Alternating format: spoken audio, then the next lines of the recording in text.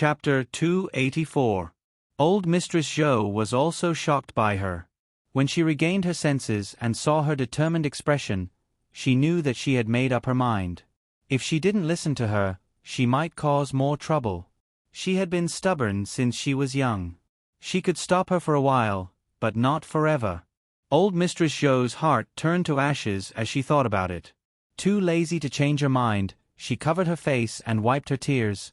Forget it, forget it. As a mother, I'm doing this for your own good.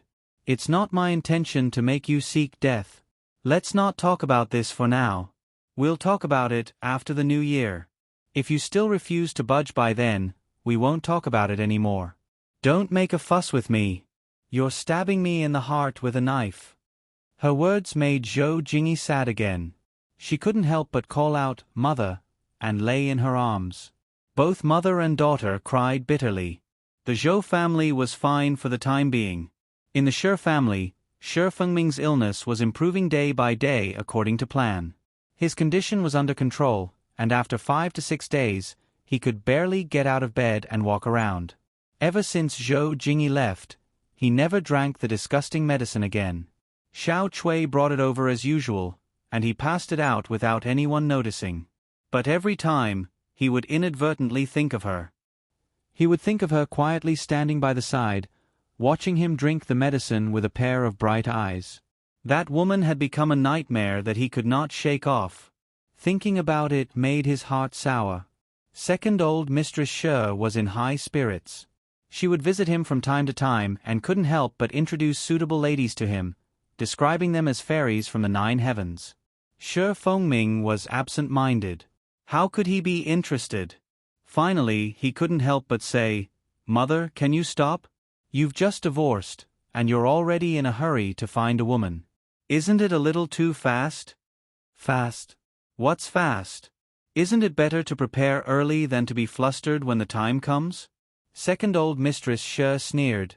"And you say we're fast?" "Humph, they're even faster than us." "What do you mean?" Shi Fengming suddenly had a bad feeling. "You've been recuperating in this courtyard every day, of course you wouldn't know," Second old Mistress Shi said with disdain. "Isn't it because of the Zhou family? I heard that the couple was busy finding a woman for Zhou." Humph, how shameless. She had just left her husband's family and was in a hurry to remarry. But thinking about it, if we don't hurry up, who would fancy her in a year or two? Shi Fengming was stunned. At that moment, his heart seemed to have stopped beating. What did mother say? She was going to marry again? She wanted to be someone's bride? Shi Fengming suddenly felt a little sour and annoyed. He didn't have any such thoughts, but she couldn't wait to get married? Shi Fengming laughed at himself. He suddenly remembered that she had said that she liked him. When she was around, she took care of him so carefully. When she left, she was so sad. In fact, that was all. It turned out that it was a woman's nature to throw herself at another man in the blink of an eye, without exception. Well, since she was divorced, why couldn't she remarry? I seem to be a little angry. What am I angry about? This woman has no conscience. Don't be angry. It's not worth it. Second old Mistress Shi saw that his expression was a little ugly and snorted, "They know how to search, so do we. Don't worry, I'll definitely find you someone who's 1,000 times better than her. Furthermore, I'll definitely hold the wedding ceremony before she gets married. I have to fight for this honor." "Mother, I don't want to now. Let's talk about it later. Don't bother me with this." He didn't know why, but although he didn't agree with this matter before, he didn't reject it either. He had an indifferent attitude towards it, but at this moment, he really didn't like hearing her mention it. He didn't like it at all. "That's good too. Mother will help you check it out first. Fengming, don't worry. If you don't agree this time, Mother won't force it on you." Second old Mistress Shi hurriedly added. Shi Fengming couldn't be bothered to argue with her and silently agreed. Second old Mistress Shi smiled and stood up. "I see that your condition is slowly stabilizing. It's not right for you to stay in this remote courtyard alone. I'll get someone to tidy up the garden and throw away everything that shouldn't be there. Can you move back in a few days?" There's no need. Shi Fengming hurriedly said. Seeing that his mother was a little stunned, he let out a sigh of relief and said, I mean, why go through so much trouble? Don't the servants take care of it every day? I'll just move back directly.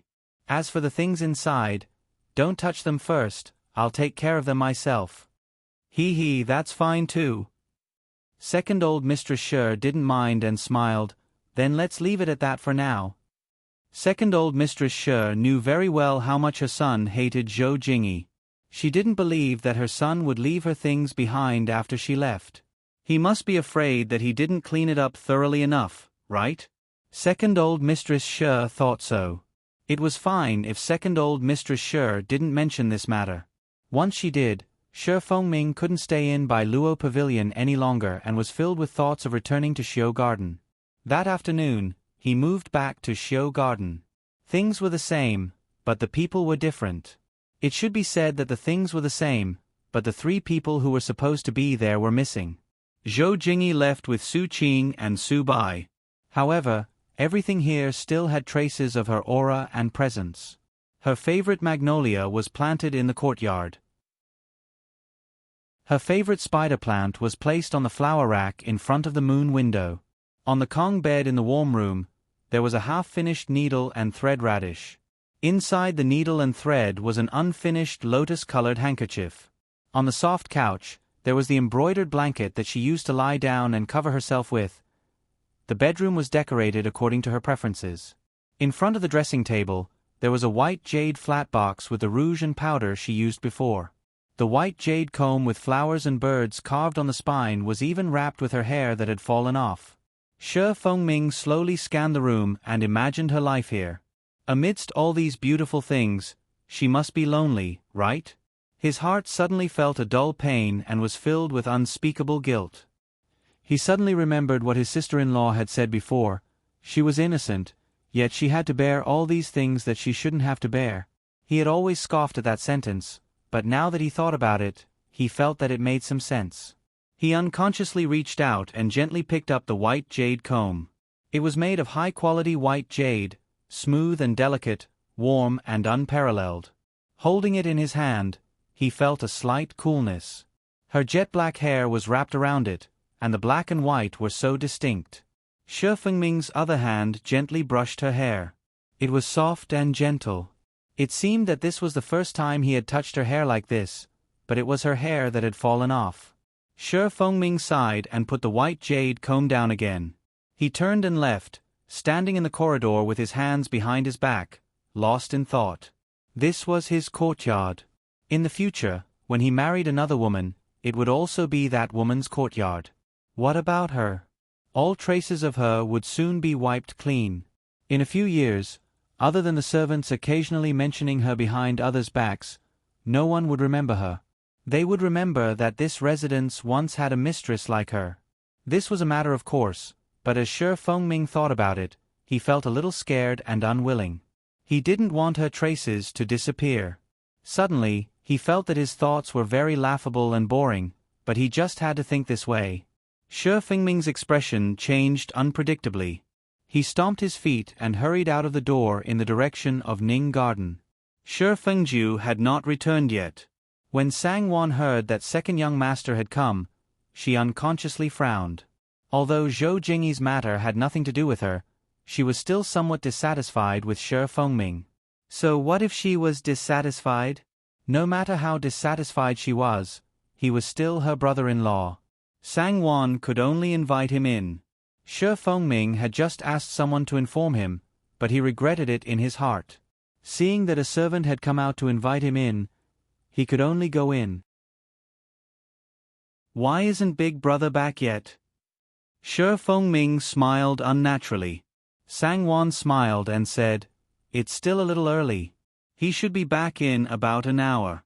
Is second young master looking for him for something? Nothing. Shi Fengming smiled and said, It's just that I haven't seen Big Brother for a long time and wanted to talk to him. Sangwon nodded her head with an "oh," and did not say anything else. Shi Fengming sat for a while and felt bored, so he got up to leave. Sangwon did not ask him to stay. She only smiled and said, When Fengju comes back, I'll tell him. Let him look for you. Thank you, sister-in-law. Shi Fengming nodded and smiled absent-mindedly. When Shi Fengju came back, he changed his clothes and went to Xiu Garden. Shi Fengming was in a daze on the Kong bed in the warm room with his legs stretched out. He held a book in his hands and his eyes were staring straight at the pages. No one knew what he was looking at. The servants were all holding their breaths as they waited outside.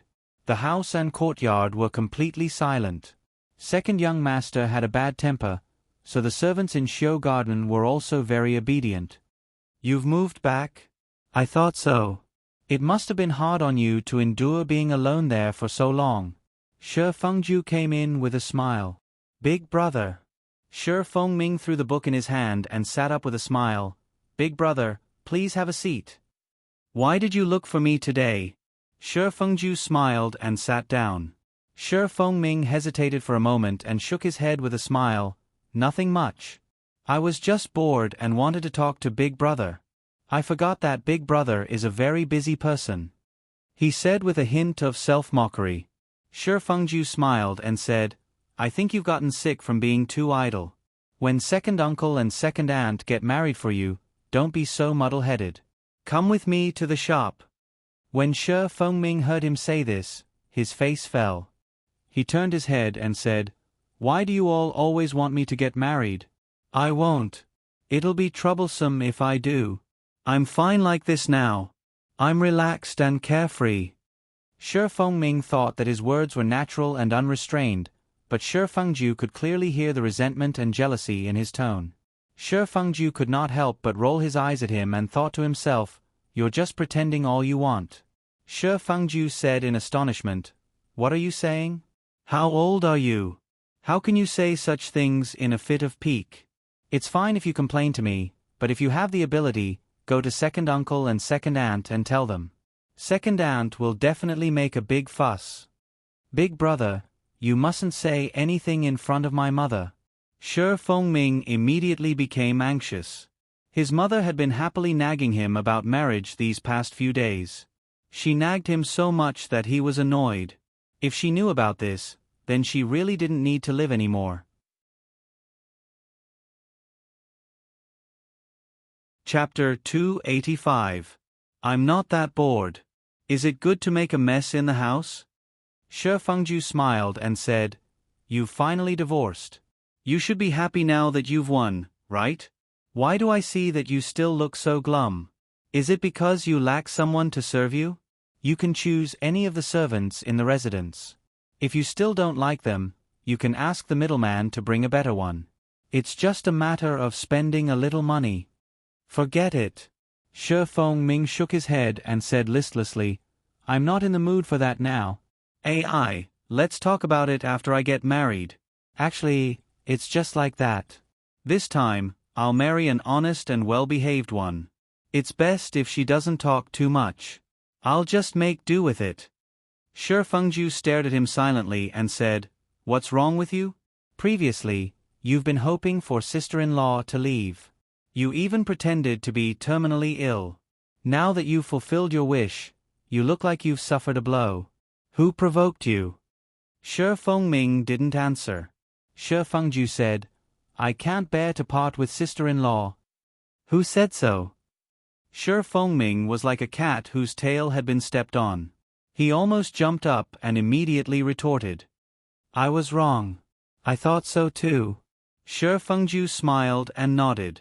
Shi Fengming, on the other hand, was no longer calm. His eyes darted around as he looked at his elder brother.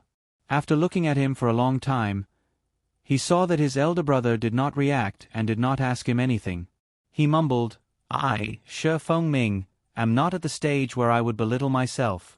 Why would I want her? She's already looking for someone to marry her and is preparing to get married again. Who did you hear this from? Shi Fengju was very surprised. My mother said it. How could it be false? Shi Fengming's heart skipped a beat halfway through his words. He didn't like Zhou Jingyi. His mother disliked her even more than he did. Could his mother's words be true? At first, he was only angry and resentful and didn't have time to think about it. Now, he couldn't help but feel suspicious. Shi Fengju shook his head and said, I don't think so. When sister-in-law left the residence that day, she cried so much that she almost lost her breath and couldn't walk. Logically speaking, she shouldn't have thought of getting married so quickly. However, it was hard to say. Even if she doesn't have the heart to do so, Lord Zhou and Madame Zhou love their daughter dearly, so they will definitely make plans for her. Shi Fengming's chest felt a little stuffy. There was a dull pain in the stuffiness, causing his breathing to tighten. It was extremely uncomfortable. Did she cry very badly that day? Shi Fengming knew that he should not ask and that he was in no position to ask, but he could not help but ask. Sure enough, Shi Fengju glanced at him and said, What's the point of asking? Don't blame me for not reminding you. The divorce letter is real. She has nothing to do with you now, and it's impossible for you to meet again in the future. Even if we meet again, she'll be someone else's wife. Shi Fengming's heart suddenly hurt. He did not speak for a long time. He only felt sour and astringent, and an indescribable sense of disappointment and discomfort.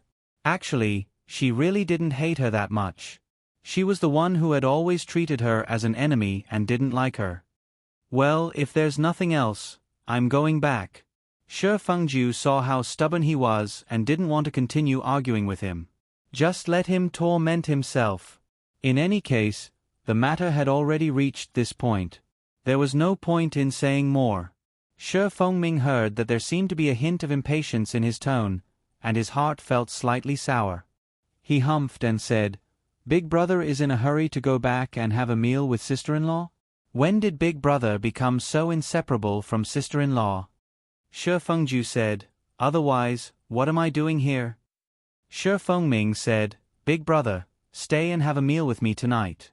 It seems that we brothers haven't drunk and chatted together in a long time. Shi Fengju was somewhat hesitant, so Shi Fengming said, Big Brother, don't tell me you dislike my illness? Or are you afraid that sister-in-law will be angry? What nonsense are you talking about? Your sister-in-law isn't that kind of person. Shi Fengju saw that his mood was gloomy, so he nodded and said, Okay, then I'll stay and accompany you. As he spoke, he called for a servant to go to Ning Garden and inform the kitchen to prepare dishes. Shi Fengming was happy and called for someone to bring wine. When the servants in the garden heard that the second young master wanted to drink wine, they were all shocked. They thought to themselves, how could he drink wine when he had just recovered from a serious illness? If second old mistress finds out, none of us will be able to live anymore. They braced themselves and tried to persuade him. Shi Fengming immediately threw a tantrum, and Shi Fengju said faintly, If anything happens, I'll take responsibility. Bring the wine up. Only then did the servants leave. Although Shi Fengju's words were said, they did not dare to take them seriously. They secretly went to report to second old mistress, and after receiving second old mistress's approval, they calmed down and did as they were told. In a short while, the wine and dishes were served. Shi Fengming raised his cup and repeatedly invited others. Shi Fengju shook his head and looked at him, but he continued to accompany him silently. When he was half drunk, Shi Fengming began to talk nonsense. As he spoke, he talked about Zhou Jingyi, and under the influence of alcohol, he finally revealed his thoughts. Usually, he did not have many tricks up his sleeves, but this time, he was suddenly deep in thought. Even Shi Fengju felt a little dizzy because of him. Those roundabout words made him ponder for a while before he understood what he was trying to say. Looking at Shi Fengming, who was sitting opposite him with half-drunk eyes and looking at him with a little bit of nervousness and anticipation, Shi Fengju felt both angry and amused. He said, It's just a small matter, do you have to beat around the bush? Since you regret it, just go and ask for her hand in marriage again.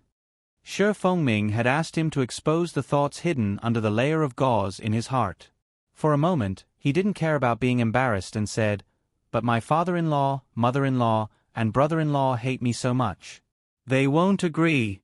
If I go to their door, I'm afraid I'll be beaten up before I can say anything. Shi Fengju thought to himself, Who asked you to be so ruthless before? You didn't even leave yourself a way out. Now that you can't find a way out, you deserve it. Even if they beat you up, you still have to bear with it. Once they've vented their anger, you'll naturally have a chance to speak. Shi Fengju said, no matter what, if sister-in-law still marries you, it's better than finding another man. I don't know if Lord Zhou and Madame Zhou are afraid that she'll be bullied by you in the future and refuse to believe you. That'll be troublesome. This was exactly what Shi Fengming was worried about. He hurriedly said, I think so too. If they refuse to believe me, what should I do?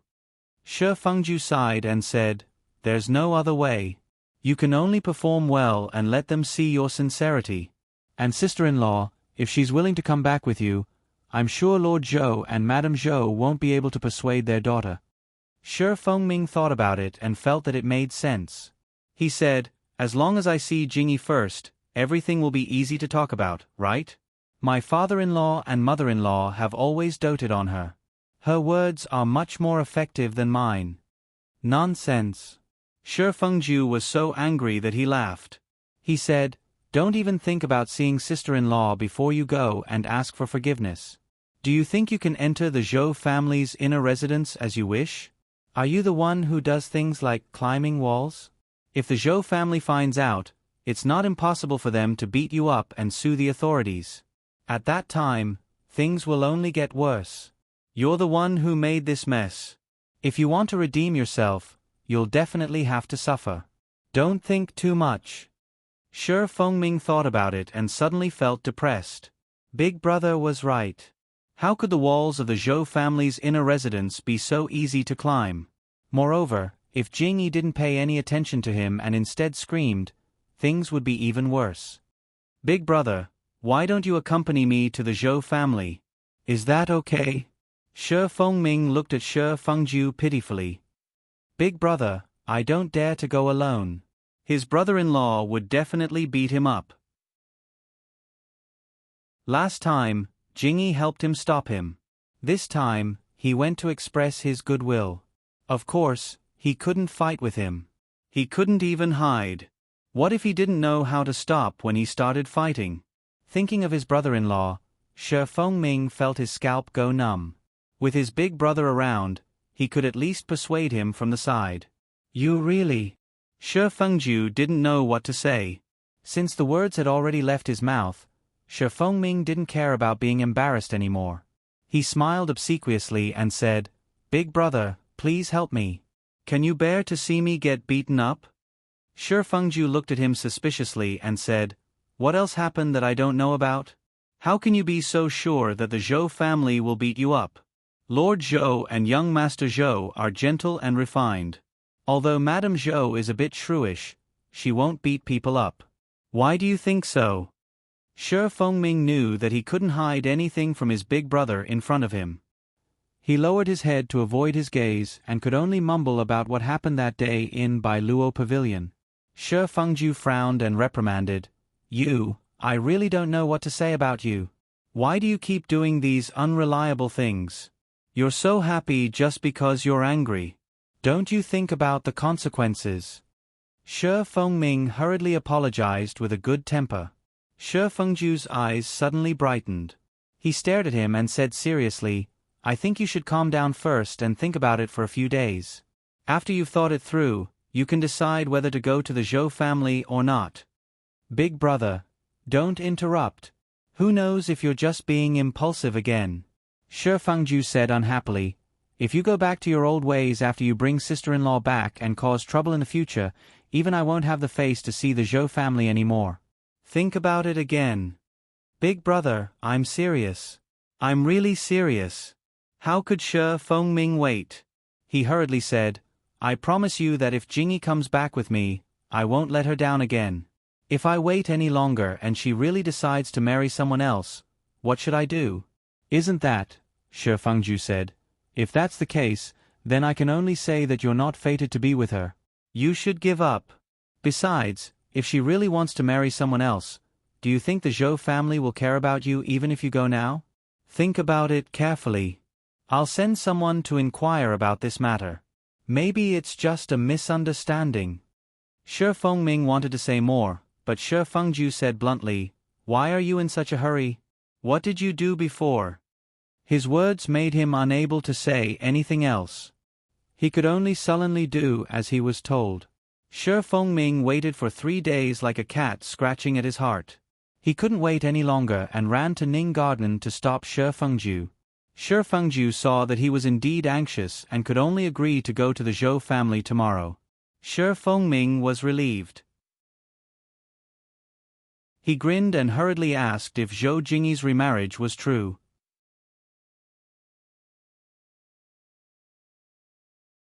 Chapter 286. Shi Fengju thought for a moment and said, "It's half true and half false." At first, Mistress Zhou did ask someone to help for a while, but then she suddenly stopped. "Anyway, you can rest assured about this matter for now."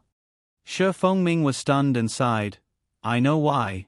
It must be because Jingyi is unwilling. Big brother, Jingyi must still be thinking of me in her heart." Shi Fengju looked at him and said, "Perhaps.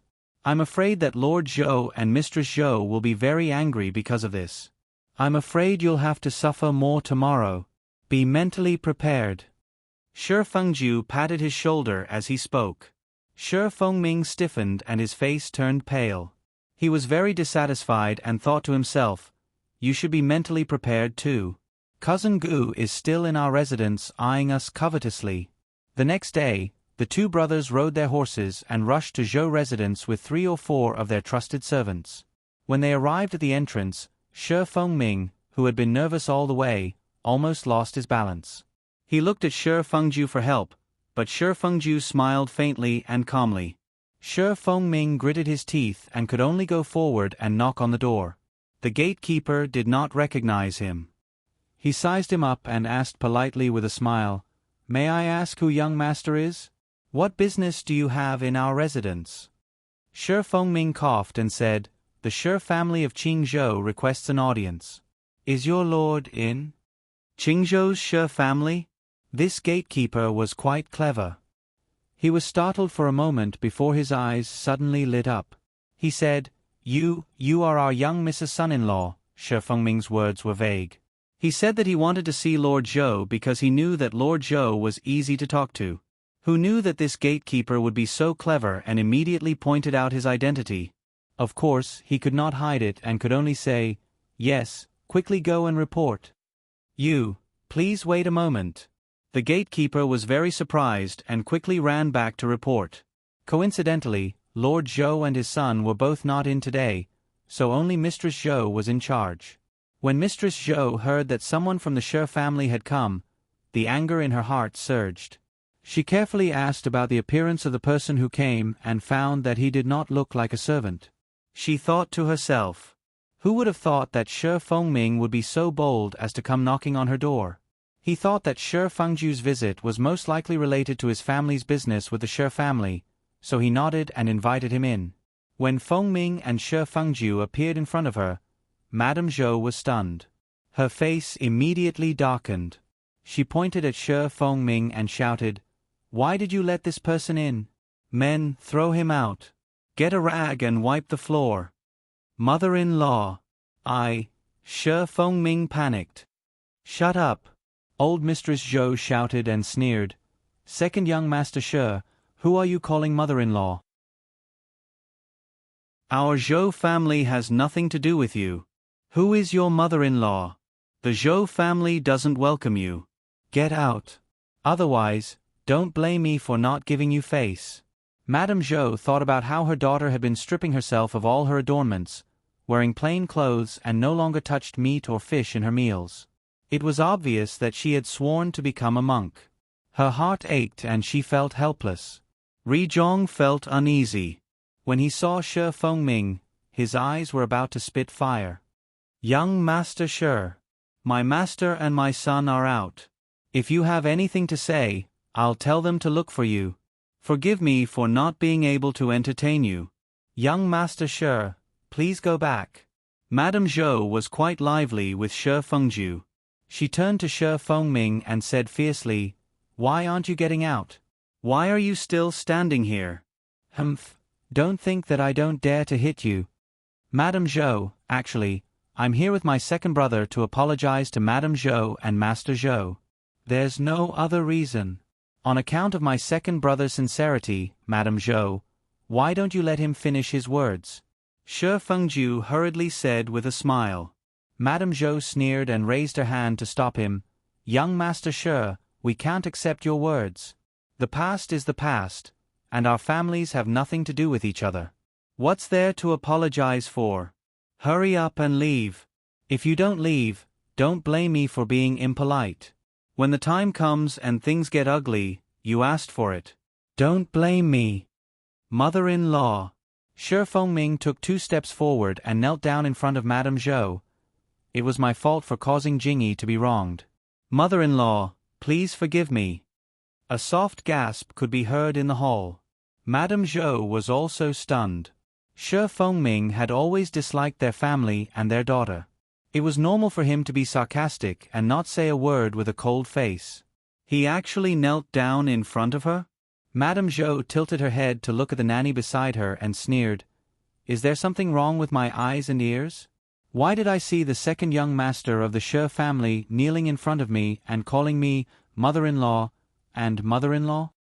The nanny bowed and replied, Madam, you didn't see or hear wrongly. The second young master of the Shi family did kneel in front of you and say that. Is that so? Madame Zhou sneered. That's strange. The sun really rose from the west this time. I say, second young master of the Shi family, I don't dare to be called mother-in-law. Don't say that and ruin my daughter's reputation. Otherwise, my boss will give you a slap. You've wronged yourself today. What are you trying to do now? If you have something to say, just say it. If you're done, quickly get lost. You, Shi Fengming had only said one word when he saw Madame Zhou's cold warning gaze. He changed his words abruptly and could only say, Zhou madam, I'm here to bring Jingyi back. Everything that happened before was my fault. I will definitely treat Jingyi well from now on. I beg you to fulfill my wish. What did you say? Madame Zhou stood up immediately. Her face was tense due to anger and her face was snow-white. She said sternly, Say it again. Shi Fengming was shocked by her anger, but he still braced himself and said it. Madame Zhou was so angry that her legs went soft and she took a step back. She pointed at him and scolded, Shi Fengming, you're shameless. Do you think our Zhou family is easy to bully? The black and white ink of the divorce agreement hasn't even dried yet, and you're here to say this? Do you think this is child's play? No matter how worthless my daughter is, she can't be teased by you over and over again. Come, throw him out. Madame Zhou. Shi Fengju hurriedly said, Madame Zhou, my second brother is sincerely remorseful. Madam, please give him another chance. Madame Zhou sneered and said to Shi Fengju, No. She raised her eyebrows and said, What are you waiting for? All the maidservants and grannies agreed and immediately swarmed over, pulling Shi Fengming in a flurry of hands and feet. Madame Zhou! Madame Zhou! Shi Fengming shouted anxiously. I'm serious, this is not child's play. I really regret it. I will treat Jingyi well in the future, Madame Zhou. Throw him out. Quickly throw him out. Madame Zhou was even more angry. She thought to herself, You regret it? If you regret it, we should regret it with you? My daughter finally escaped from the fire pit. Unless I'm stupid, I won't send her back. Shi Fengju was very calm. If this matter was too easy to settle, it would be abnormal. It was good to let him suffer a little. Wasn't it just throwing him out? It was already good enough that he didn't hit him. Cough, what are you doing? A dignified middle-aged man's voice sounded from the side. Everyone stopped what they were doing and looked over. It was Lord Zhou and young Master Zhou. What a scandal! Leave now. Lord Zhou scolded, and all the maids and older female servants bowed their heads and left. Lord! Madame Zhou angrily stepped forward and said, This bastard, Shi Fengming, you still dare to come to our house. Only then did young Master Zhou see that the person being pushed by the maidservants was Shi Fengming. In a moment of anger, he rushed forward and grabbed Shi Fengming's collar and said angrily, "You bastard, you bullied my sister and broke her heart, yet you still dare to come here. I'll beat you to death." After saying that, he punched Shi Fengming's cheek. Shi Fengming closed his eyes and took the punch. It was so painful that the bones in his cheek were almost dislocated. Young Master Zhou saw that Shi Fengming didn't dodge or fight back. He was only stunned for a second and waved his fist again. "Shi Fengming, don't think that I won't dare to beat you just because you don't fight back. I won't be able to vent my anger even if I beat you to death." This punch was stronger than before. Shi Fengming couldn't help but stagger backward. He groaned and a fishy taste welled up in his mouth. A trace of blood seeped out from the corner of his mouth. "Second brother." Shi Fengju hurriedly went forward to support him. He smiled bitterly at young Master Zhou and said, "Young Master Zhou, no matter how bad my second brother is, your anger should have subsided by now, right? If you continue, he'll die." Only then did young Master Zhou see Shi Fengju. He stopped and said, "Young Master Shi is also here. I'm not afraid to say it in front of you. This bastard won't be able to vent my anger even if I beat him to death. For your sake, I'll let him off for today. Let him get out of our residence and never appear in front of me again. Otherwise, I'll beat him up every time I see him." "Brother-in-law, shut up. Who are you calling brother-in-law?" Young Master Zhou glared at him. He was even angrier than when Madame Zhou was called mother-in-law. Shi Fengming was so scared that he subconsciously hid behind Shi Fengju. He said, "Young Master Zhou, I'm here to admit my guilt. If you're still angry, you can beat me a few more times. Let me see Jingyi." You still dare to mention my sister?" Young Master Zhou was furious. He rushed over to pull him out and continue beating him. Shi Fengju hurriedly tried to persuade him. Madame Zhou, however, shouted from the side, "My son is helping your sister vent her anger. Don't be polite to such a shameless person." Seeing this, Lord Zhou glared at her and hurriedly shouted, "Stop! What are you doing?" Young Master Zhou glared at Shi Fengming and retreated. However, his eyes were still staring at Shi Fengming. His face was cold, as if he was ready to pounce on Shi Fengming and beat him up again. "He's a guest. Is this how you treat your guest? Since when did our Zhou family become so unruly?" Lord Zhou glared at his wife and son. He then cupped his hands and smiled at Shi Fengju. "My son is being rude. Young Master Shi, please don't lower yourself to his level." Shi Fengming secretly let out a sigh of relief. He thought to himself that Lord Zhou was the only reasonable person in the Zhou family. Shi Fengju, who knew Lord Zhou's character well, secretly cursed. He could only cup his hands and return the greeting. He smiled and said, "It was my second brother's fault. You can't blame young Master Zhou. This is what he deserves."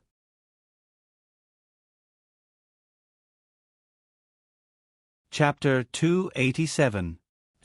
You can't say that." As old Master Zhou spoke, he gestured for them to take a seat and smiled faintly. "Our two families have been business partners for many years. First young Master Shi and second young Master Shi are our guests, and our esteemed guests at that. If word of such neglect were to spread, it would be a laughing stock. All right, I haven't asked the two of you, why are you here?" Shi Fengming stood up and bowed. "You, old Master Zhou, I've let Jingyi down previously. I've let her down. Please allow me to reconcile with her. From now on, I'll treat her well and will never let her suffer again." When old Mistress Zhou heard this, she was about to open her mouth but was stopped by old Master Zhou's gaze. Old Master Zhou chuckled and said leisurely, "This matter has a divorce agreement, it's not a child's play. Second young Master Shi, my Jingyi will never return to your Shi family. Don't mention this matter again. If there's nothing else, please leave. Forgive me for not having time to entertain you." Old Master Zhou, second young Master Shi, old Master Zhou stared at Shi Fengming with a calm and serious gaze. It was as if Mount Tai was pressing down on him, causing him to hold his breath and feel a sense of awe. This kind of matter requires both parties to be willing. Now that our Zhou family's attitude is very clear, do you still want to continue pestering us? If you continue like this, it will make things difficult for us. You should go back. If this matter continues, there's no need for you to come again. There's no room for discussion. If you continue to pester us, our Zhou family will abide by the law and will ask the authorities to settle this matter. Shi Fengming's expression changed and he looked at old Master Zhou in disbelief. He looked like the easiest person to talk to, but in reality, he was the most difficult person to deal with. Although his mother-in-law and brother-in-law were angry, at least they showed that they cared. His father-in-law was so cold and indifferent, it was obvious that there was no room for discussion. Old Master Zhou, I'm sincerely changing for the better. Let me see Jingyi, maybe she, haha, what you think is your business. Our Zhou family's decision is our business, don't you think so? As for meeting Jingyi, there are differences between men and women. Don't even think about it. She is the young miss of our family. Her maiden name is not something a man like you can call her by. Don't call her that again in the future. This old man's daughter is not someone to be taken advantage of by others. Lord Zhou's tone suddenly became fierce. We understand what old Master Zhou means. Shi Fengju saw that Shi Fengming still wanted to say something, so he hurriedly tugged at Shi Fengming's sleeve. He stood up and cupped his hands with a smile. We were rude today. We'll take our leave now. Please. Lord Zhou raised his hand and nodded slightly. Shi Fengju bade farewell to Madame Zhou and young Master Zhou and left with Shi Fengming. Although Shi Fengming was unwilling, he could only follow him. Big brother, why did you pull me out? Shi Fengming raised his hand and gently touched the wound on the corner of his mouth. It was already red and swollen, and it hurt so much that he grimaced. What can you do if you don't come out? He's already made things so clear. Shi Fengju said. But I didn't take those 2 punches for nothing. Shi Fengming was not convinced. I took those 2 punches for nothing and was scolded. In the end, I was still chased out with my face covered in dirt. Shi Fengju then asked, do you still want to take sister-in-law back? Of course I do. Shi Fengming's spirit was lifted. He hurriedly said happily, Big brother, do you have a way? Quickly teach me. Shi Fengju said, there's no other way.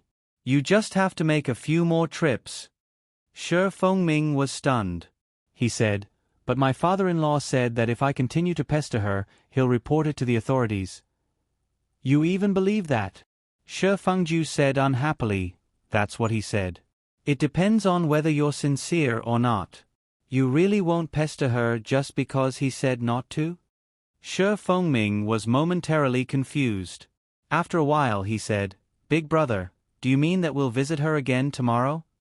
Shi Fengju said, not us but yourself. Find an inn in this county town and stay there. As for what to do, you can decide for yourself. I have to go back. There's only one thing you have to remember. Don't do anything crooked. Don't even think about climbing the wall. Otherwise, it's really over. Shi Fengming listened for a long time without saying anything. Then he said, Big brother, you want to go back? I'm alone. He was still afraid. If his brother-in-law swung his fist again, there wouldn't even be anyone to help him stop it. Those people from the Zhou family really wanted to beat him up. Don't worry. He won't do it again tomorrow. Young Master Zhou isn't a fierce and aggressive person. Now, you're the one begging him. If you don't lower yourself, you'll be expecting him to welcome you with open doors. I don't dare to think like that. Shi Fengming said self-deprecatingly, I'll thank the heavens if I can bring Jingyi back. He sighed and nodded. All right. Big brother, you go back first. Help me keep it a secret from my parents. I'll inform them after I settle things here. Although Shi Fengju knew that this matter wasn't very reliable and was even a little ridiculous, he reluctantly agreed when he saw that Shi Fengming was pitiful. He only said, I don't know how long this matter can be hidden. You have to hurry. After settling things here, I'm afraid that second aunt might not agree so easily. My mother is my mother after all. Big brother, don't worry. Shi Fengming didn't care at all. Shi Fengju glanced at him and thought that it was true. He could even elope with a prostitute and run away from home. What else wouldn't he do? Second aunt was frightened by him even if she wanted to. After the two brothers parted ways, Shi Fengming brought Shi Lu to stay in the county. Fortunately, he had the foresight to bring medicine to reduce swelling and bruising. It was ready to use. The next morning, Shi Fengming went to the Zhou family again with half of his face bruised. This time, he couldn't even enter the Zhou family's main door. He waited at the door for a long time. Seeing that it was already noon, his stomach was growling with hunger.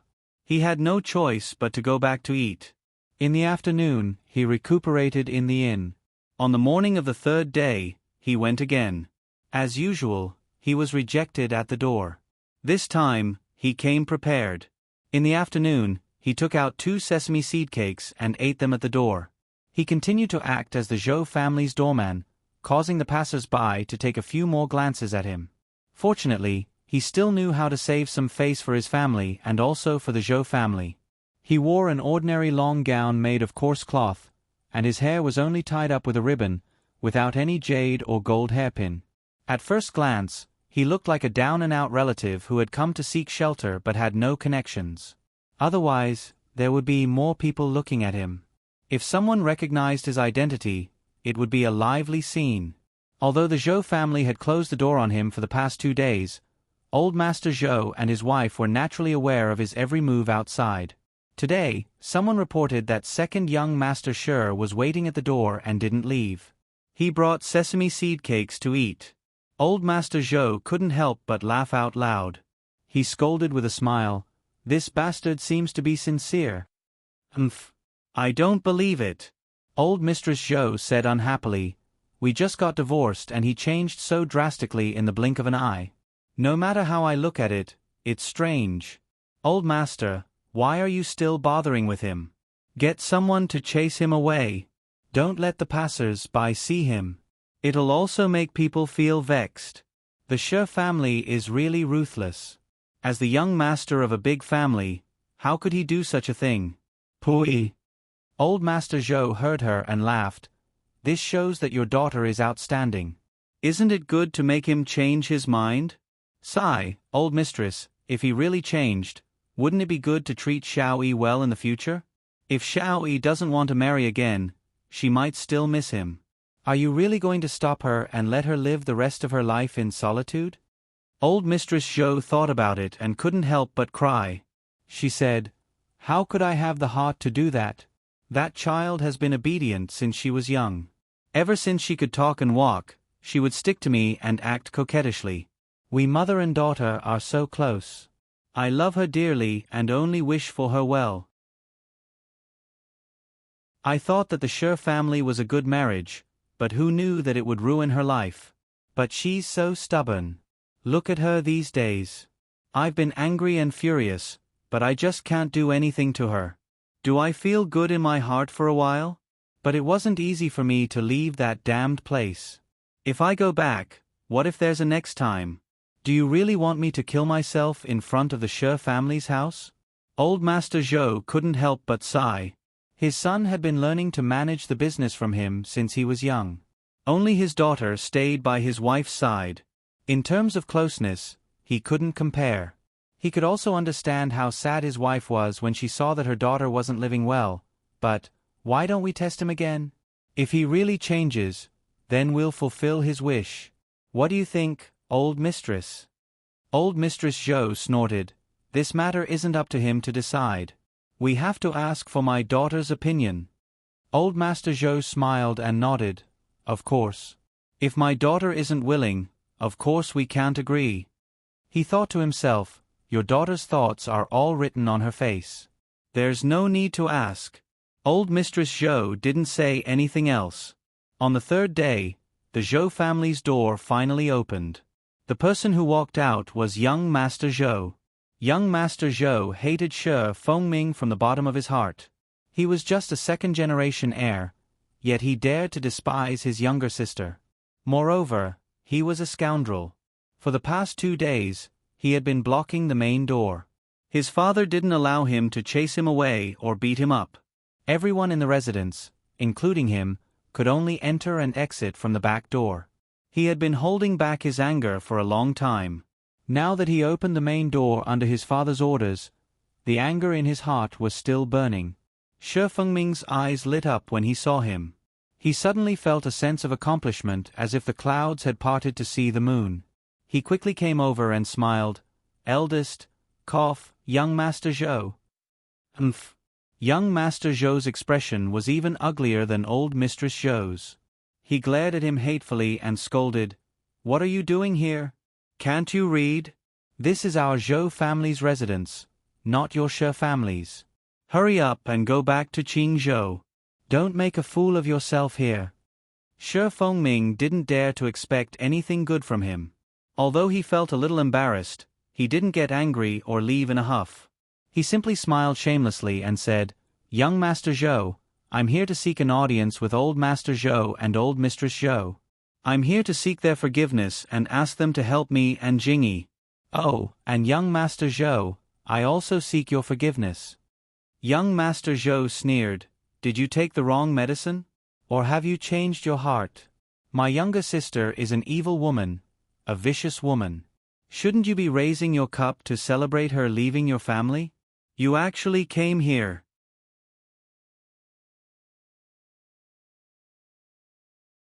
Chapter 288. Shi Fengming cursed his bad luck in his heart. How could he have coincidentally overheard it at that time? Embarrassment appeared on his face and he apologized even more submissively. "What I said earlier was an unintentional mistake. I spoke without thinking. Please forgive me, young Master Zhou." "It's easy for you to say," young Master Zhou said coldly. "How dare you slander my sister in front of me? Who knows what you've done behind my back? My sister is such a good girl, but she was harmed by you. Now that she finally has a few days of peace, you came to cause trouble again." Shi Fengming immediately felt wronged and hurriedly said, "That day was really just a coincidence. I didn't bully her behind her back. Didn't I just come back from outside and fall sick? How could I have the chance to bully her? No, I'm saying, I really didn't bully her. If you don't believe me, you can ask Su Qing and Su Bai. They are her personal servants, so they naturally know everything." It would have been better if Shi Fengming didn't mention this matter. Now that he did, young Master Zhou became even angrier. He glared at him with hatred, wishing he could tear him apart.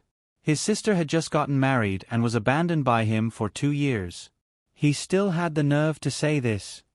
"You can leave. If you don't leave, I'll call someone to chase you away."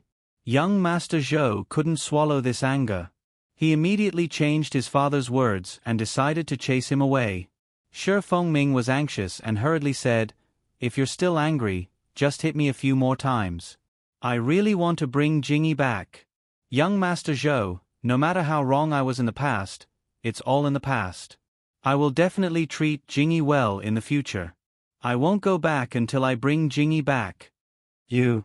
Young Master Zhou raised his hand and wished he could hit Shi Fengming's face a few times.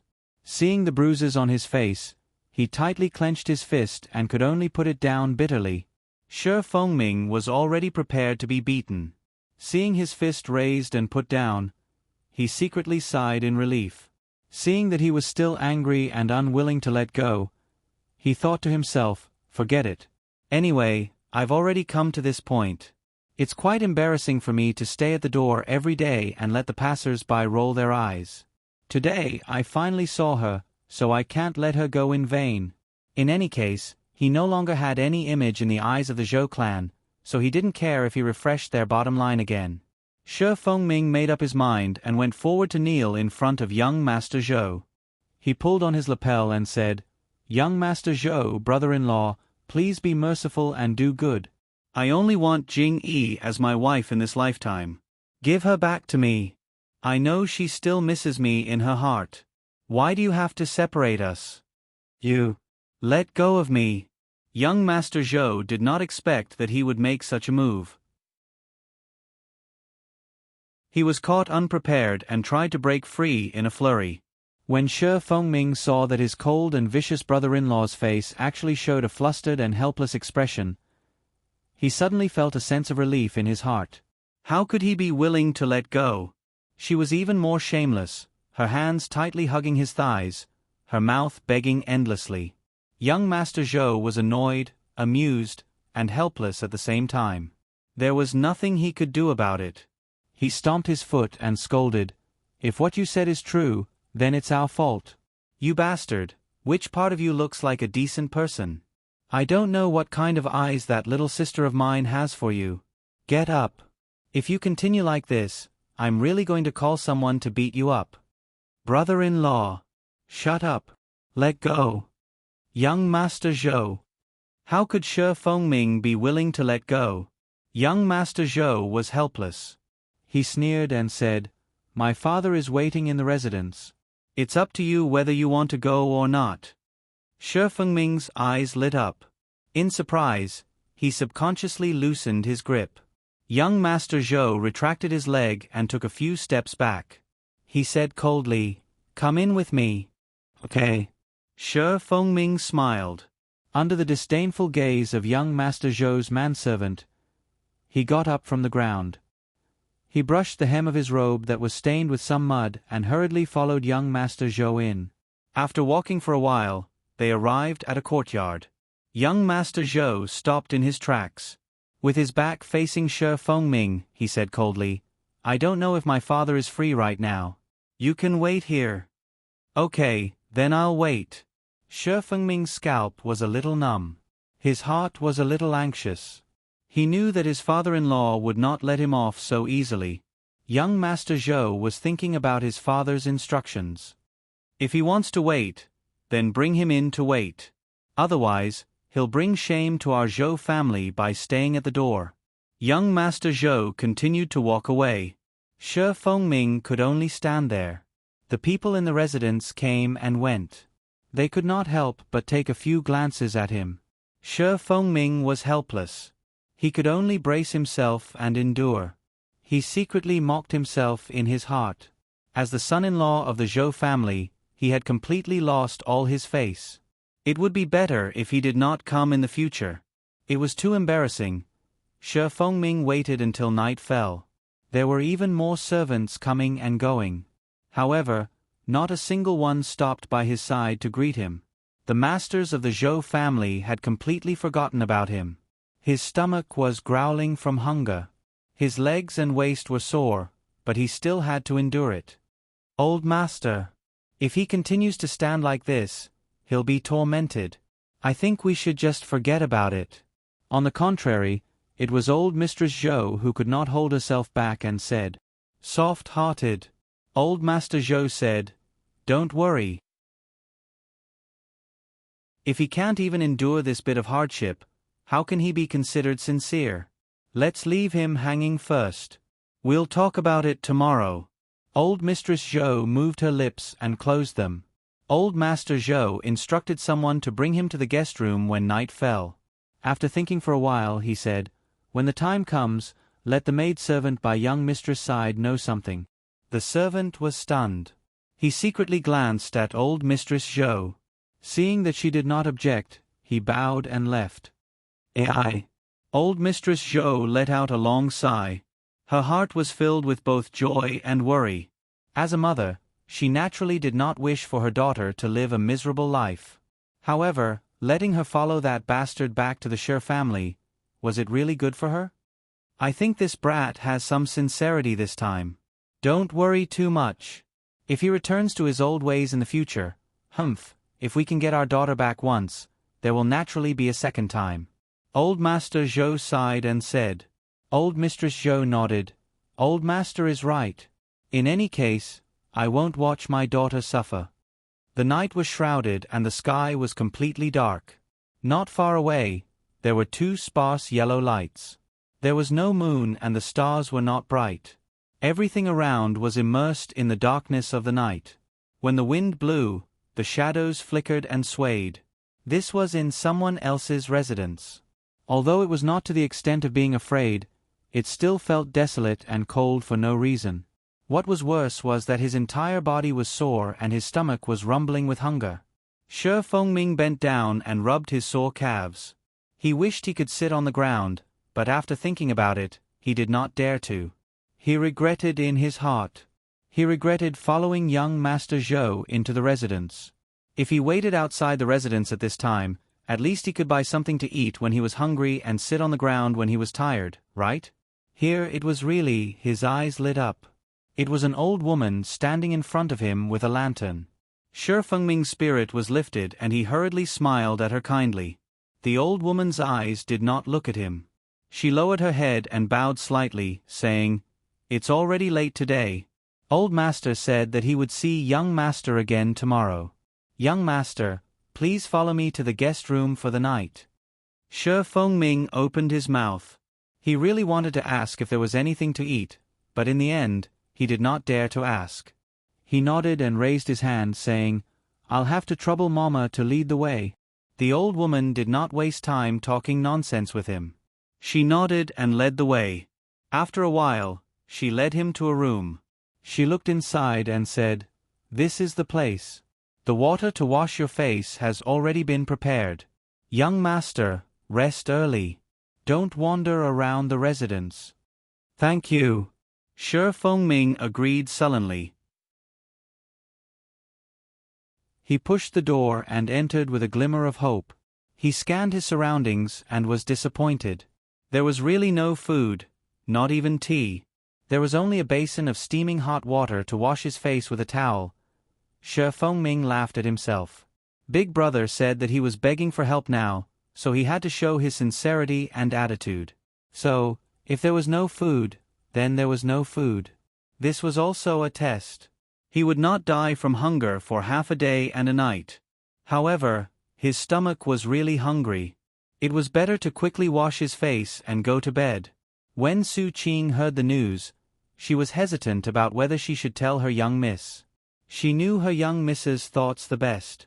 Being willing to shave her hair and become a sister-in-law was not her original intention. Even if she was wearing plain clothes and eating vegetarian food, she had to act in front of old Master and Madam. She knew that her young miss was still thinking about that scoundrel of a son-in-law. Now that the son-in-law had come begging, if he could reconcile with her young miss would definitely be willing. However, who knew what the son-in-law's intentions were? If he were to cause trouble again in the future, her young miss's life would definitely be ruined by his hands. "What's wrong with you? You look absent-minded." Zhou Jin sat at the table and drank tea. She asked faintly, "Did you hear some gossip again?" Her parents doted on her, and her brothers and sisters-in-law pitied her. However, in the end, she was still a great aunt who had returned to her maternal family in disgrace and refused to marry again. There were always people in the residence who gossiped behind her back.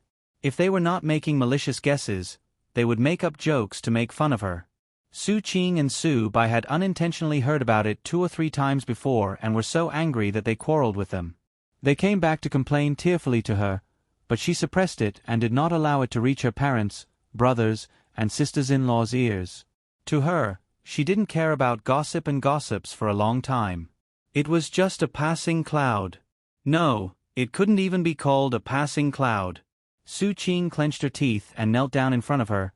"Young miss, there is something this servant thought it would be best to tell young miss. If it's just some gossip you heard from somewhere, then forget it." Zhou Jin faintly smiled. "No," Su Qing raised her head and said, "The son-in-law is here." Zhou Jin was startled and stood up. "What did you say? Who is here?" "Young miss." Su Qing quickly stood up and helped her sit down. She then told Zhou Jin everything she had heard. "I heard that the son-in-law came 3 days ago and was kicked out by old Master, Madam, and eldest young Master. These past 2 days. Where did you hear this gossip? Don't try to deceive me." Zhou Jinyi's heart was in a mess as her hands unconsciously twisted the handkerchief in her hands.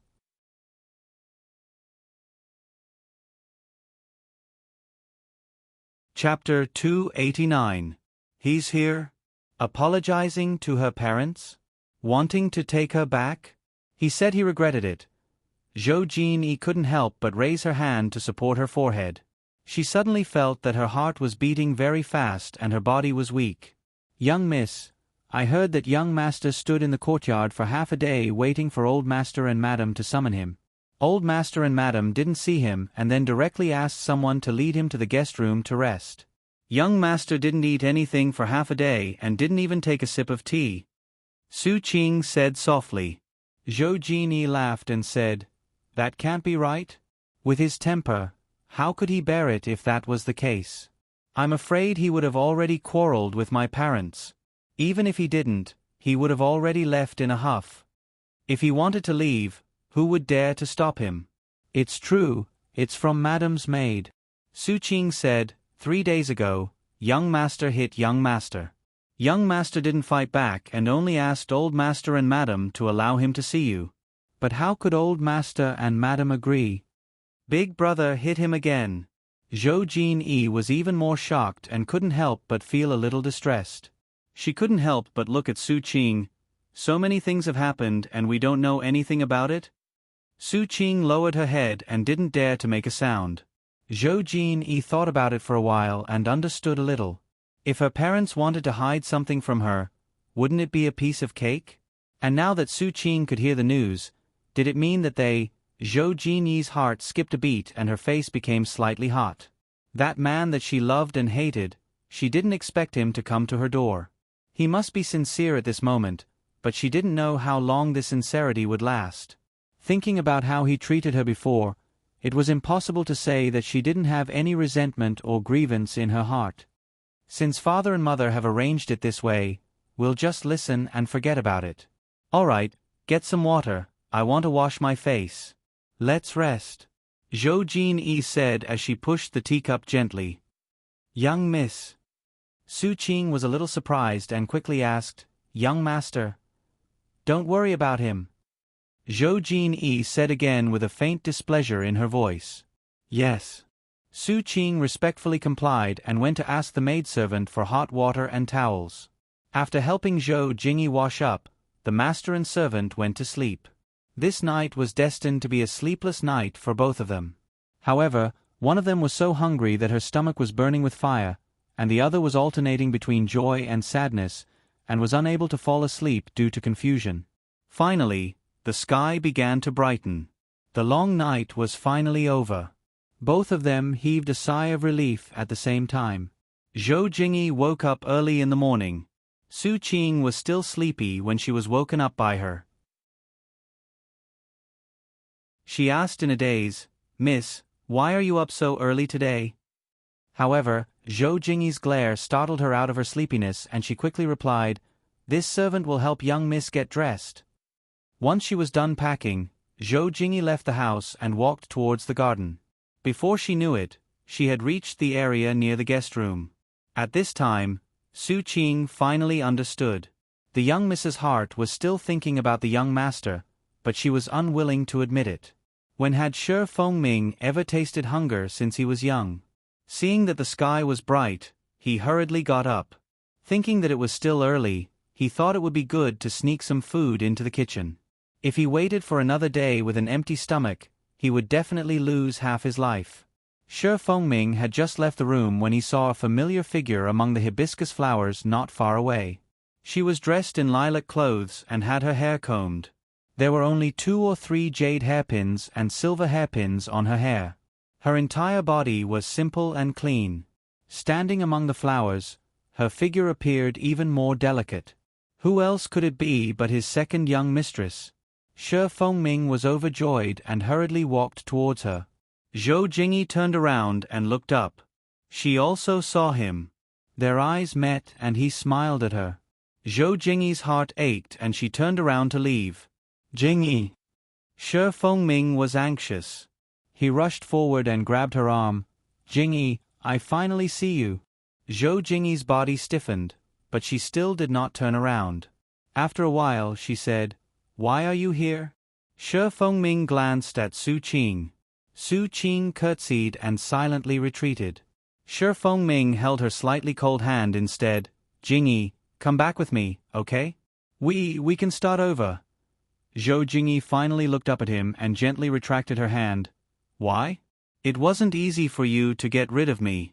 You should be very happy. Why do you want to start over? I don't need your guilt or sympathy. Second young master, you should go back.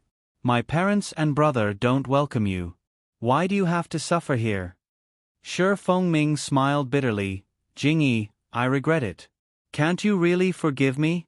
I will treat you well in the future. Like how big brother treats eldest sister-in-law.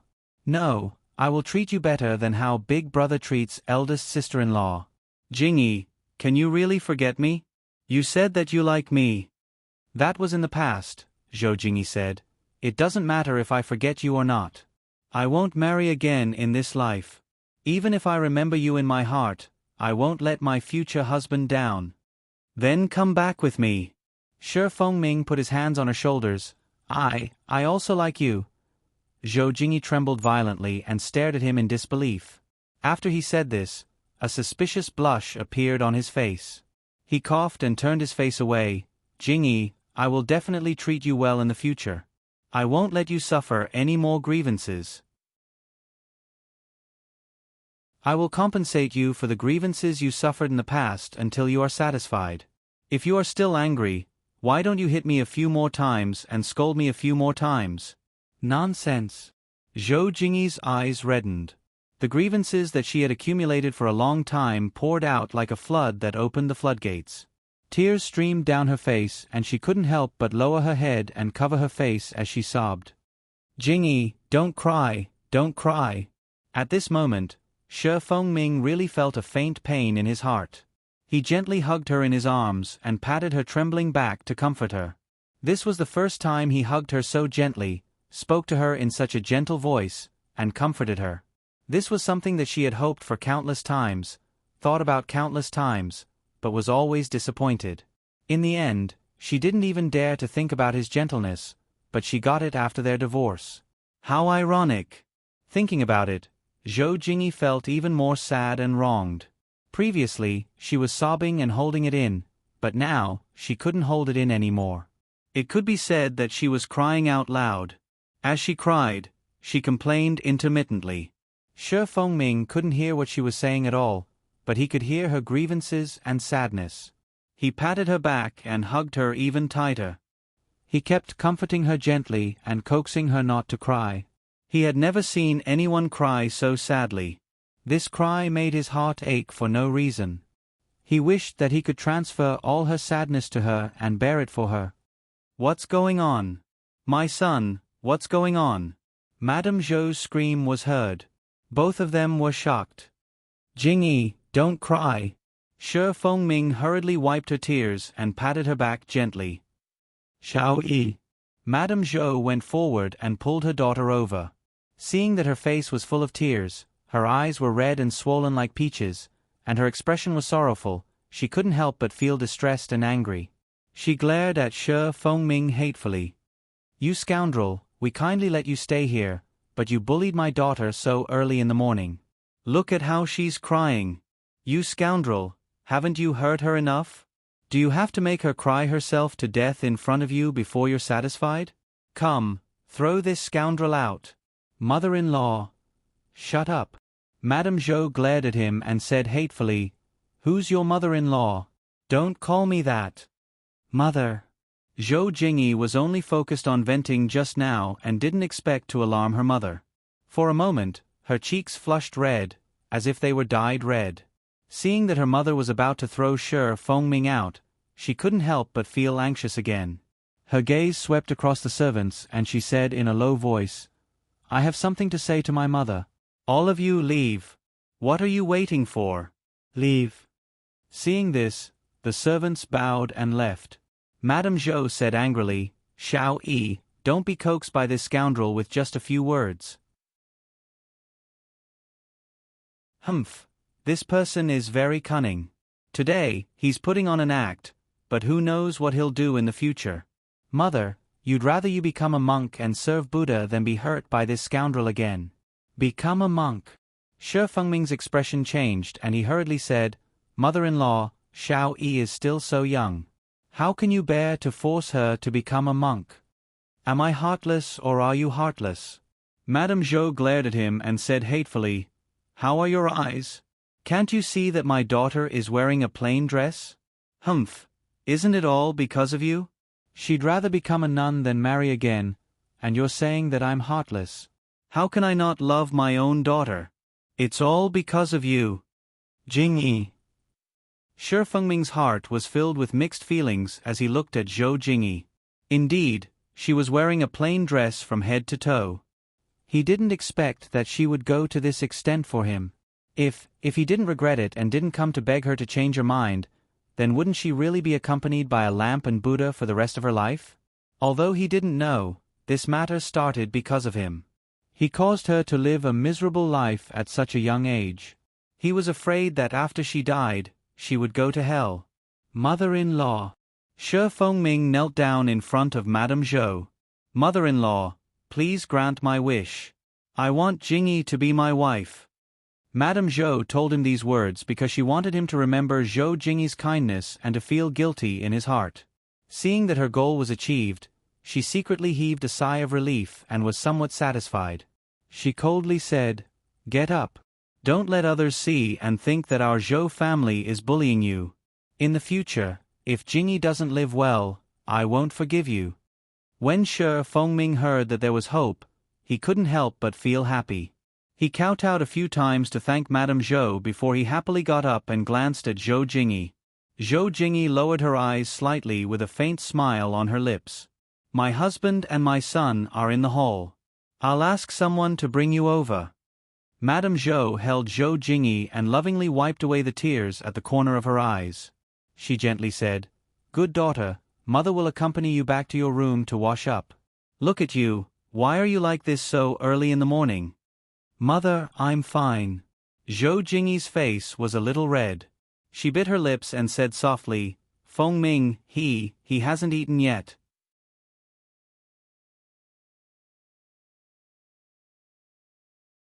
Chapter 290. Sang Ro was so scared that she wanted to commit suicide. She had no choice but to muster up her courage to beg her father. Ryo Kuwabara had always been dispensable to her. When he saw how she had bullied his sister, he did not have any good impression of her. Why would he bother with her? Instead, he reprimanded her for not knowing the immensity of heaven and earth. Since ancient times, marriage was decided by the parents. How could she not know? Sang Ro was truly in despair. Unable to sleep that night, she sat alone under a tree in the courtyard, hugging her knees and crying silently. Who knew that she would discover a huge secret? She discovered the place where her father, Ryo Kuwabara, hid his gold and silver. It must be said that Ryo Kuwabara was also a weirdo. Afraid that someone would steal it, he actually buried all his gold and silver in the ground near the latrine. After he left, Sang Ro could not resist the temptation and quietly dug it up. Under the moonlight, the gold and silver shone brightly, almost making her dizzy. Sang Ro's heart thumped wildly. She stretched out her trembling hand and picked up an ingot of gold. Holding it in her hand, it was heavy and cold, but it shone brightly, as if it was telling her of endless temptation. The next day, Sang Ro was absent-minded for the entire day. Her mind was filled with those gold and silver. That was a lot. She had never seen so much money in her life. With this money, she would not have to worry about her life. She would definitely be able to live a good life. Sang Ro was conflicted for the entire day. The greedy thoughts in her heart were like a restless beast, unable to be controlled. Moreover, she did not want to control it, because in reality, she already had no way to live. If the matter was exposed, it would only be death. Rather than marrying that crazy and ugly man and being tortured to death, it would not be a loss to have a quick death.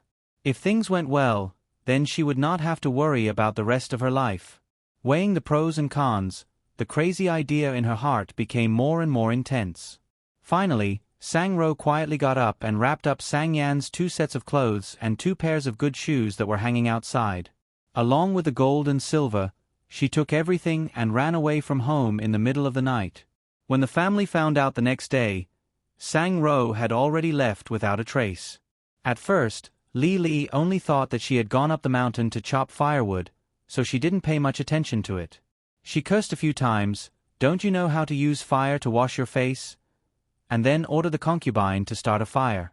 Later, when Ryo Kuwabara woke up and went to the outhouse, he found that the soil where he buried the gold and silver was a little loose. It was obvious that someone had moved it. His heart tightened and he hurriedly dug it up with a shovel. When he looked, there was nothing left. Ryo Kuwabara screamed and immediately fainted on the ground with a pale face. When he woke up, he intermittently told them what had happened. When they connected it with the fact that Sang-ro was missing, the family became anxious and hurriedly asked around for Sang-ro's whereabouts. How could they still find out? Only then did they confirm that Sang-ro had really run away. Ryo Kuwabara was so angry that he cursed loudly. At that time, he asked people to look for Sang-ro. However, half a day had already passed and there was no sign of Sang-ro. 3 days later, there was still no sign of Sang-ro. The family finally gave up and had to admit the truth. That wretched girl had secretly run away with the money. Ryo Kuwabara was so distressed that his liver and intestines were throbbing in pain. He vented his anger on Li and scolded her for being vicious. He said that if she hadn't wanted to marry Sang-ro to that widower who was over 50 years old, this wouldn't have happened. He grabbed onto Li and asked her to compensate him for the money. Although he couldn't touch the money, it was still his family's money. Li was also distressed. When she heard Ryo Kuwabara put all the blame on her, she became angry. She didn't want to be outdone and scolded him. She scolded him for reaping what he sowed and that he deserved it. If he hadn't hidden the money in such an inconspicuous place, if he had locked it in the cupboard in the room, this wouldn't have happened. The two of them quarreled about this matter until the sky turned upside down and even chickens and dogs couldn't rest in peace. Ryo Kuwabara loved to amass money all his life. Now that his life's fortune was gone, this blow was undoubtedly fatal to him. Ryo Kuwabara suddenly seemed to have aged 10 years. His face was haggard and his expression was absent-minded. White hair also grew on his temples. He fell ill and couldn't stay. Li panicked and hurriedly asked a doctor for medicine. Although she had some private savings, she couldn't bear to use it at this time. She went to Sang Hong's house and cried. In the end, Sang Hong and Fong Shi couldn't just ignore it, so they paid for a doctor to fill the prescription. But Ryo Kuwabara's illness was a psychological problem. How could it be cured? His condition continued to worsen day by day. In just a month's time, he had lost so much weight that he couldn't even get out of bed. When the doctor came for the last time, he secretly told Li to prepare for his funeral. Looking at the situation, he wouldn't last more than 3 to 4 months. Li felt as if she had been struck by lightning.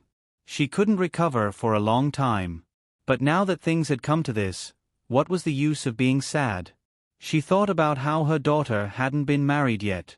Once Ryo Kuwabara passed away, her daughter would have to mourn for 3 years. At that time, she would be almost 20 years old. Who would want her? She thought about it again. With her daughter's soft personality, she would be bullied by her mother-in-law and sisters-in-law no matter who she married into. Moreover, it seemed impossible to expect her to be able to control her husband. After thinking about it, Li decided to find a son-in-law for her. Anyway, she didn't have a son. Her husband was about to die. She didn't plan to adopt a son. She wanted to find a son-in-law. With her watching over her, it was better than letting her get married. After making up her mind, Li hid Ryo Kuwabara's illness from the outside world. She hurriedly found a matchmaker to talk about Sang Yan's marriage. She said that she wanted to give Ryo Kuwabara a try. She only wanted the man to be honest, good-looking, hard-working and willing to work. As long as he married into the family, everything in the family would be his in the future. In the countryside, there were many brothers but few fields. There were many poor families. The matchmaker quickly found a suitable person and asked Li to look at him. After seeing him, Li inquired about the situation and nodded with satisfaction. The process of marrying into the family was simple. It saved a lot of tedious things. Li didn't have the ability to make a big deal of it. She only planned to arrange a few banquets and pick a few days for him to visit. Therefore, she asked Sang Hong to send a letter to Sang Wan to invite Sang Wan to come back for the wedding banquet. Of course, she was more concerned about Sang Wan's gift. In the past, she asked Sang Wan to give Sang Yen a large amount of dowry. But now, Sang Yen wasn't getting married but was looking for a son-in-law. In the future, she would still live here. Li didn't dare to ask too much from Sang Wan. Otherwise, how could Fong let it go? Now that there was no man in charge of her family, her relationship with Sang Hong and Fong had become even more distant. How could she dare to provoke them? When Sang Wan and Shi Fengju came back and heard about this, Sang Wan couldn't help but sigh. She didn't expect Sang Ro to be so bold. She was a country girl who had never left home before. She was afraid that it wasn't a good thing for her to bring so much money on the road. Second uncle, who had been greedy for money all his life, had ended up like this. She didn't know if it was God's will. Sang Wan and Shi Fengju reluctantly went to Ryo Kuwabira's house to sit for a while. When Ryo Kuwabira heard that Shi Fengju had come, if it was in the past, he definitely wouldn't let go of Shi Fengju. Perhaps he also wanted to pester Shi Fengju to help him fill the hole in his family's finances. But he had just been chased out of the house for embezzlement. How could he have the face to see Shi Fengju? When he heard that Shi Fengju had come, he was so scared that he became even sicker. He didn't even dare to see Shi Fengju's face. On the other hand, Li held Sang Wan's hand and cried, "What should I do? Why am I so unlucky?" After saying these words, Sang Wan was finally relieved. She stood up and bid farewell. She left 200 taels of silver, a pair of gold jewelry, and 2 pieces of brocade for Sang Yen to add to her dowry. Li didn't dare to say it out loud, but in her heart, she thought it was too little. In the end, she muttered to herself for a while. Sang Wan naturally saw the slight change in her expression at that time, but she pretended not to see it. After drinking this not-so-lively wedding wine, Sang Wan and Shi Fengju bid farewell and returned to Qingzhou. Thinking about the mess in Qingzhou, Sang Wan felt somewhat upset. She wished she could stay for a few more days, but it was inconvenient for her to say it. She reluctantly bid farewell to her sister-in-law, Fong. Sure enough, after returning home for 2 or 3 days, Wang directly placed a bright red invitation in front of her and Shi Fengju, asking them to choose a good day. Sang Wan's expression immediately changed, but she still remained silent. Shi Fengju was also very unhappy, so he let Sang Wan return to Ning Garden first. Sang Wan glanced at him, bowed to Wang, and left. Wang didn't care about her, and only said to her son with a cold face, "This matter can't be delayed any longer. I've doted on Fong for so many years, and watched you grow up. I know very well what kind of girl she is, and I have nothing to say about you. You can't let her down." Shi Fengju knew that it was impossible to reason with his mother, and it was difficult to force her. He was even more annoyed that Gu Fengzi didn't know what was good for her and insisted on pestering him. He said, "In a few days, I'll be going to the capital. I'm afraid I won't be able to come back for more than 2 months. I'm afraid this matter can't be done this year. Mother, since cousin is willing to wait, there's no need to be in a hurry, right? It's almost the end of the year. You also know that I have a lot of things on my hands, so how can I care about other things?" Since she wanted to waste time, then let's waste time. Let's see who can last longer. Trying to reason with her seemed to be an impossible task. You're doing this on purpose, aren't you?" Wang was so angry that she couldn't speak. Shi Fengju looked behind the partition and said indifferently, "There are no outsiders here, so why does cousin need to hide? Come out and talk." Gu Fengzi, who was behind the partition, was embarrassed. She could only bow her head and come out. She bowed towards him and softly called out, "Eldest cousin." Shi Fengju looked at her with a mocking expression and said indifferently, "I don't have time right now. Let's talk about this matter after the new year. What does cousin think?" He then followed up, "Cousin can't wait any longer, right?" Gu Fengzi's face paled. She bit her lip and looked at Shi Fengju, not knowing what to do. Her hands, which were hanging by her sides, were digging into her palms until they were red and swollen. She never thought that he wouldn't give her any face in front of others. He really didn't give her any face at all. He didn't give her any face at all. Since when had he become so heartless? Sang-won, it was all because of Sang-won.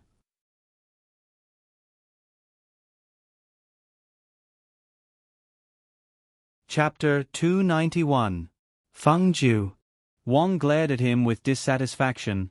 How can you say that? Feng-er is just a girl. How can she not feel embarrassed to answer your question? Mother, there are no outsiders here. What's there to be embarrassed about? You're looking down on Cousin Feng-ju, right? If Cousin Feng-ju has no objections, then this matter is settled. I'll listen to Big Cousin Feng-ju. The Shi family's business is naturally more important than some trivial matters such as love.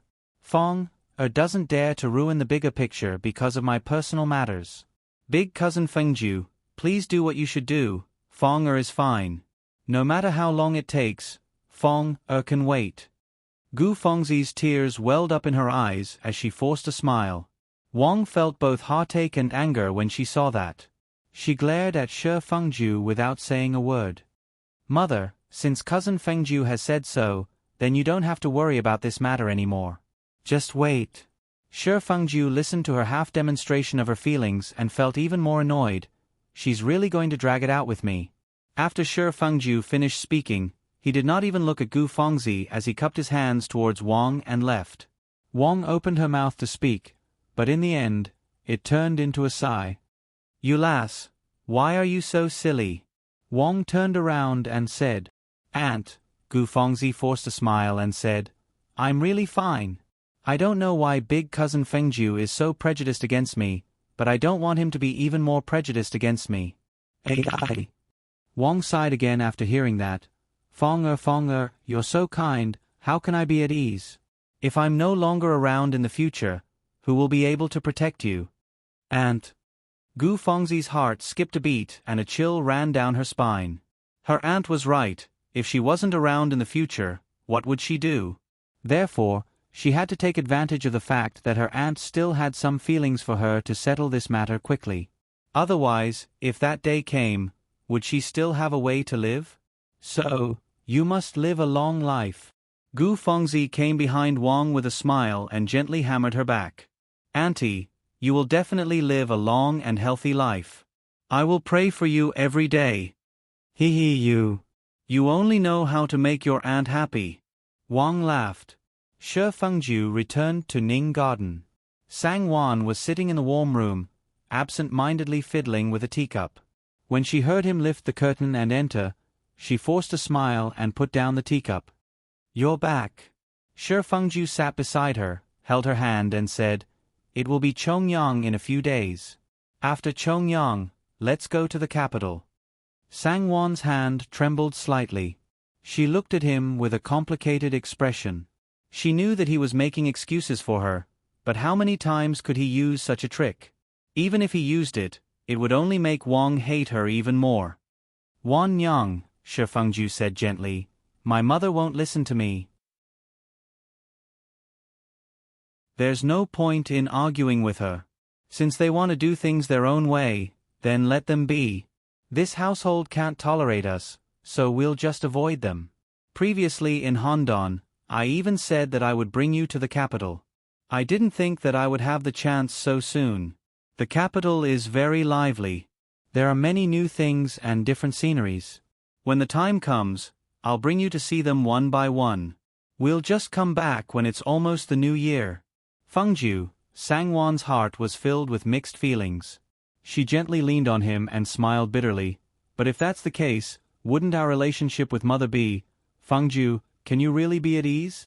Sure, Feng-ju said, I can compromise on other matters, but not on this matter. But she is my mother, so I can't disobey her. This is for the best. Anyway, she's happy in the household, so there's nothing for me to worry about.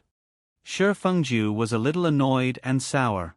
If his mother was worried about Gu Fengzi and couldn't rest in peace, then it could be seen that in her heart, her biological son was not comparable to a niece who was good at scheming. If that was the case, then there was nothing for him to worry about.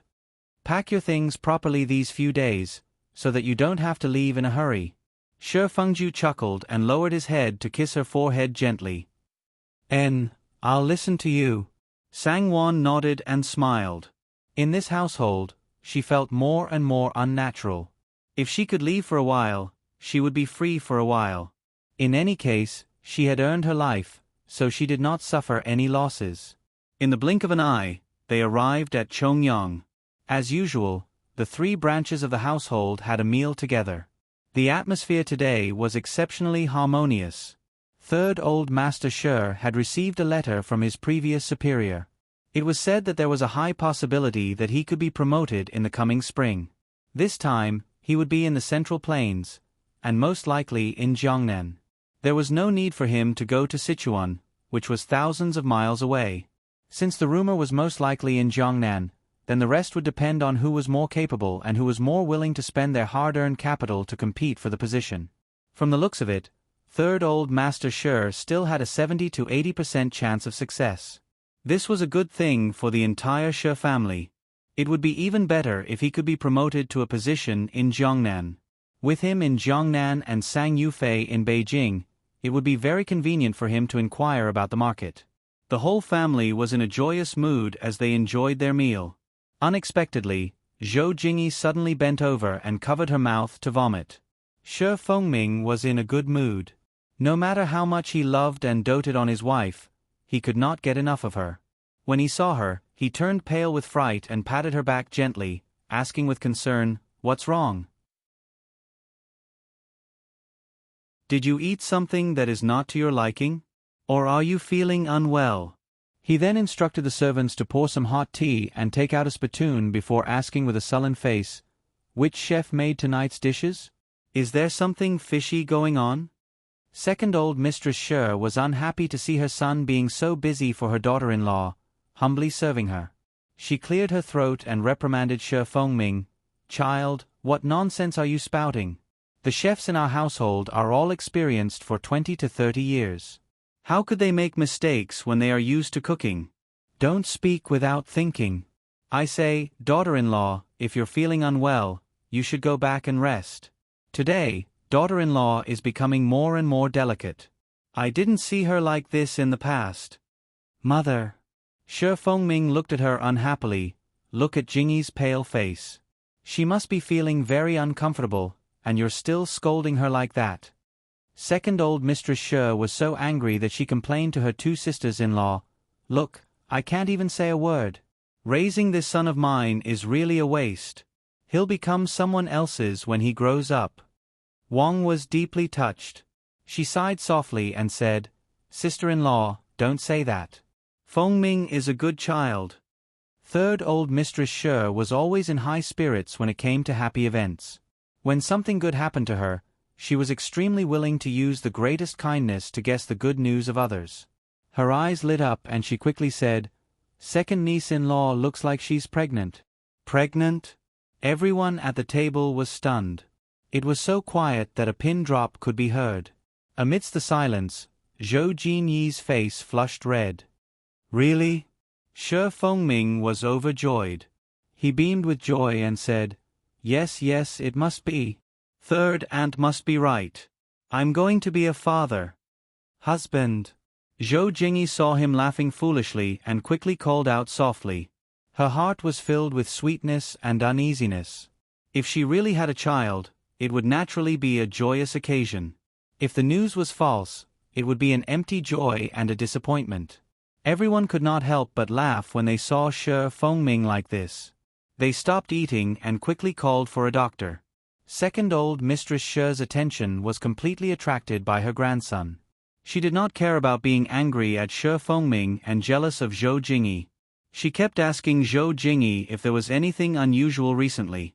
Was there anything different? Wait a minute. Zhou Jingyi was in a difficult position and could only reply vaguely. Tonight was the first time she had a reaction. She really did not feel anything wrong these few days. Every night, she would be intimate with her husband. If her mother-in-law knew about this, she would definitely be scolded. Third Old Mistress Shi saw Zhou Jingyi's embarrassment and smiled at Second Old Mistress Shi. Second sister-in-law, you must be too happy. Even if second niece-in-law is pregnant, it's only been a month. How big of a reaction can there be? Let's wait for the doctor to come and see. Second old Mistress Sure found it funny. Isn't that so? I'm really confused. Amidst the lively atmosphere around the table, Sangwon's smile seemed a little forced. Looking at the foolishly happy Shi Fengming and the shy Zhou Jingyi, Sangwon's heart was filled with an indescribable bitterness. Shi Fengju noticed it and held her hand under the table. He squeezed it gently and whispered to her, "Wan Yong, we will have a child. Moreover, it's not certain if she's pregnant or not." Sangwon heard the last sentence and gestured for him to keep quiet. She glared at him and whispered, "Don't talk nonsense." Shi Fengju smiled and held her hand even tighter. Not long after, the doctor arrived and everyone waited anxiously for the diagnosis results. The doctor in the partition carefully checked her pulse and asked if her period came on time. Did she feel stuffy in her chest? After waiting for his answer, he came out and smiled at everyone. It's only been a month and the pregnancy pulse isn't obvious yet. However, it shouldn't be wrong. After half a month and 20 days, it will be confirmed. Then she's really pregnant. Second old Mistress Shi was overjoyed. The doctor smiled awkwardly. I can't be sure about this, but it's highly possible. Then it's true. It's just that the pregnancy is still early. Second sister-in-law, second uncle, congratulations. Third old Mistress Shi smiled. Hee, thank you, thank you. Second old Mistress Shi and second Lord Shi were overjoyed. They quickly asked the servants to reward the doctor generously and sent him out politely. All the servant girls and old women also came forward to congratulate them, which made the people of the second branch beam with joy. Father, mother. I'll bring Jingyi back first. Shi Fengming was grinning from ear to ear as he supported his wife like she was a rare treasure. Go. Second old Mistress Shi smiled. I'll ask the kitchen to prepare some light porridge and send it over. Don't tire her out these few days and let her rest well. Also, don't quarrel with her and make her angry. Jingyi, if you want to eat anything, just ask someone to inform mother. Bring 2 more people with you whenever you go out and be careful.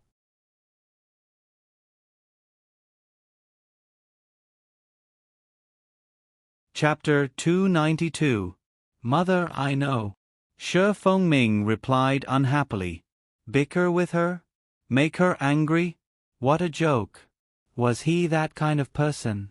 He wished he could dote on her to the bone and dig out his heart to give it to her. How could he bear to make her unhappy? Zhou Jingyi also hurriedly agreed with a smile. As her husband carefully helped her out, she sighed inwardly.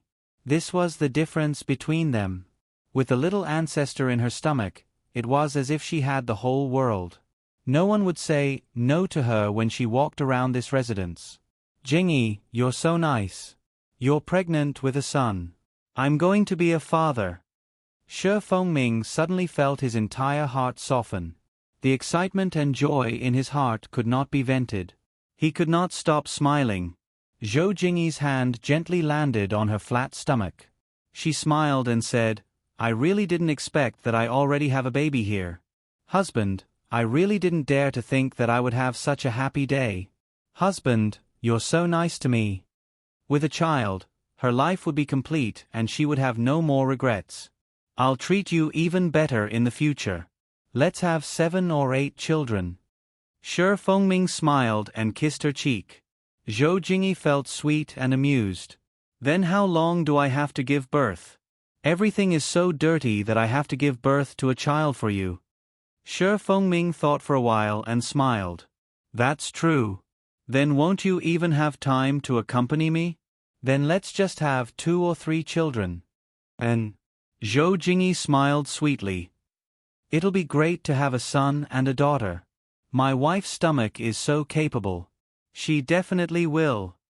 Shi Fengming smiled proudly and sighed. Hee, I really didn't expect that one day I'll be better than Big Brother in some matters. I'm going to be a father before Big Brother. Zhou Jingyi sighed softly and said softly, Sister-in-law is worried about this matter. You must not say this in front of Big Brother. It's also quite difficult for Big Brother and sister-in-law. These days, Zhou Jingyi had been talking to Sang-wan from time to time. She knew a little about Gu Fengzi. If Sang-wan was pregnant, she would be able to speak more firmly. Unfortunately, she was not pregnant even after being married for so long. Wang wanted Shi Fengju to marry Gu Fengzi as a co-wife. She had no reason to object at all. If she said anything more, she would be seen as a jealous woman. Shi Fengming saw that her eyebrows were slightly furrowed and her voice carried a hint of worry. He hurriedly smiled and said, "I was just casually saying that. How would I dare to show off in front of Big Brother? He's a narrow-minded person and will take revenge on me. Who knows what he'll do to me later on? You just need to take good care of yourself. You don't have to worry about Big Brother and Big Sister-in-law. In all my life, the only thing that Big Brother didn't want to do was to marry Big Sister-in-law. He didn't want to, and Big Aunt couldn't do anything about it. Sister-in-law looks gentle, but she has her own ideas. Don't worry about them." Hearing his words, Zhou Jingyi smiled. Her heart warmed and she nodded. While the two of them were being affectionate, Wang's face suddenly became gloomy. She didn't wait for Shi Fengju and Sang-wan to say anything. She waved her hand and told them to leave. Sang-wan also didn't feel good, but this kind of thing couldn't be forced. She couldn't explain even if she wanted to, so she simply pretended to be deaf and mute.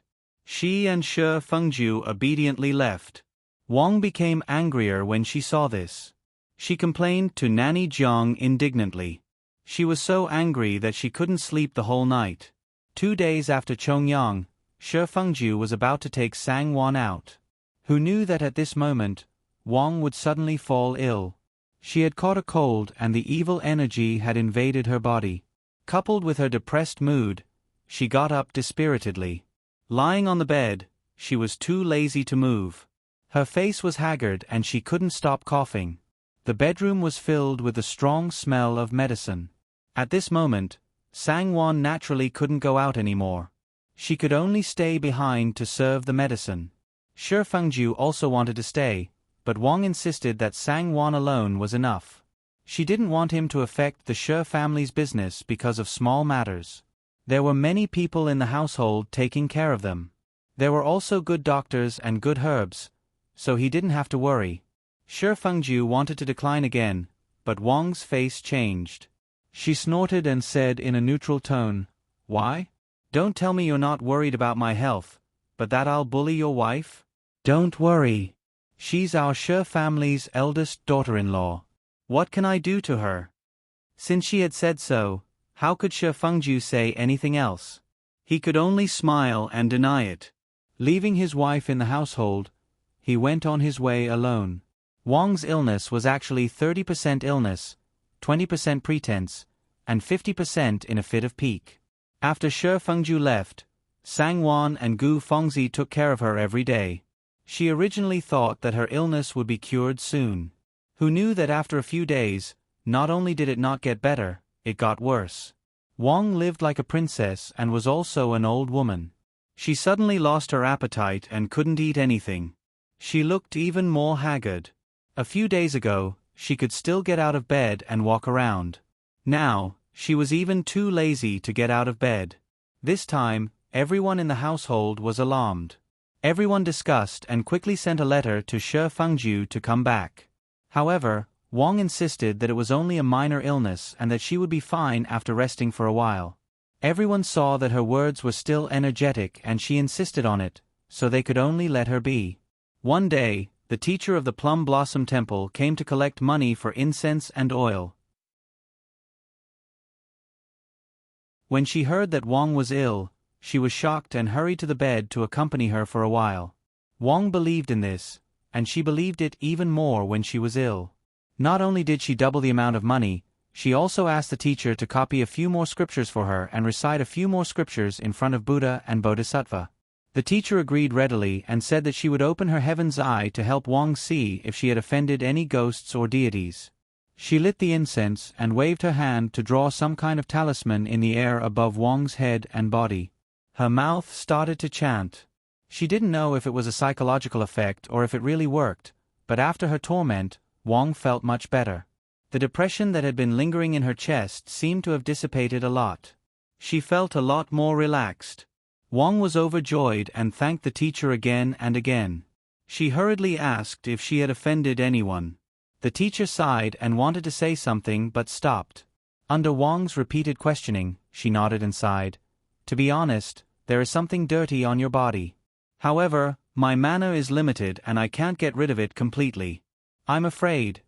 When Wang Shi heard this, she became anxious. She thought to herself that it was just a small cold. Previously, she knew that it wouldn't be a big deal. Who knew that it would get worse day by day? There was no cure for it. It turned out that it was the work of something dirty. No wonder. Teacher, you are the most compassionate. You must save me. Wang said quickly, no matter how much money it is, as long as you ask, I can afford it. Gu Fengzi, who was serving at the side, also hurriedly nodded and said, Yes, teacher. Just say it. We can definitely do it. Seeing this, Sang Wan also expressed her intention. Seeing this, the teacher nodded and sighed, It's rare that all of you are so considerate. I have been friends with Madam for so many years. I know that Madam has always been sincere in worshipping Buddha. However, this is not because of money. I just saw that my family members went to Mount Tai's Blue Cloud Progenitor Temple to ask for a protective talisman and a bag of incense ashes from the incense burner in front of Blue Cloud Progenitor. When I get it back, I will do the ritual to resolve this disaster. Mount Tai, Blue Cloud Progenitor Temple, so far away. Wang could not help but frown and hesitate for a moment. Yes. The teacher smiled and said, Otherwise, how can it be called sincerity? In fact, 10 days is enough for a round trip. If it's rushed, it will only take 7 or 8 days. It's not that far. While Wang Shi was still hesitating, Gu Fengzi knelt down and said with tears in her eyes, Aunt Wang's kindness to Feng is as heavy as a mountain. Feng has always been alone. Everything that Feng eats, wears, and uses belongs to Aunt Wang. Only this body can repay Aunt Wang. Aunt, let me go to Mount Tai's Blue Cloud Progenitor Temple. I will set off today. I will come back early so that my aunt won't suffer. Seeing Aunt like this, Feng Er's heart also tightened. Get up quickly. Nanny Jiang, Wan Nyang, help Feng up quickly. Wang leaned over and raised her hand. She sighed and praised Gu Fengzi, You are so considerate. Alas, my love for you is not in vain. But you are an unmarried girl. How can I be at ease when you go on such a long journey? No. This is definitely not possible. Don't mention it again. Aunt, just let Feng go. As long as you can get better soon, this journey is nothing. Besides, don't you have maids and servants accompanying you? It's okay. Gu Fengzi was still begging with sincerity. Wang felt even more pity for her, but she would not agree no matter what. Sang Wan stepped forward with a smile.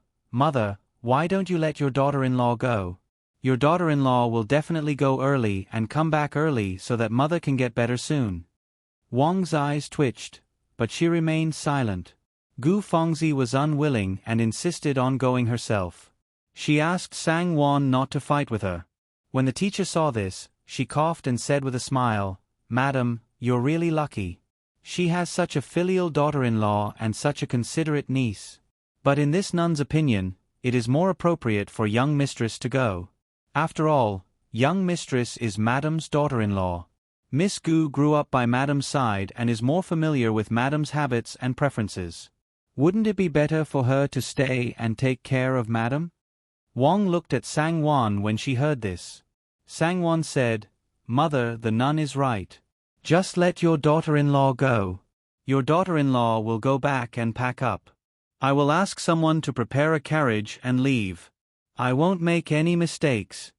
Since Gu Fengzi said that they would leave today, Sang Wan naturally could not say that they would leave tomorrow. Then you must be careful along the way. Bring along more reliable people. You don't have to rush. Safety is more important. Wang thought for a while and finally nodded. Thinking that Sang-won would go so far alone, Wang was still worried. Hearing those words, Gu Fengzi could not help but clench her fists tightly as she said worriedly, "That's right, Sister Fengzi. Sister Fengzi must be careful along the way. Don't tire yourself out, or else Aunt Wang will feel uneasy."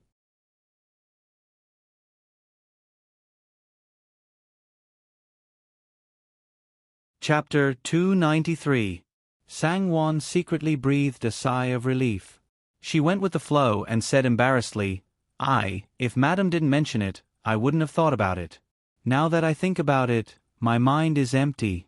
I can't remember anything except my own name. What should I do?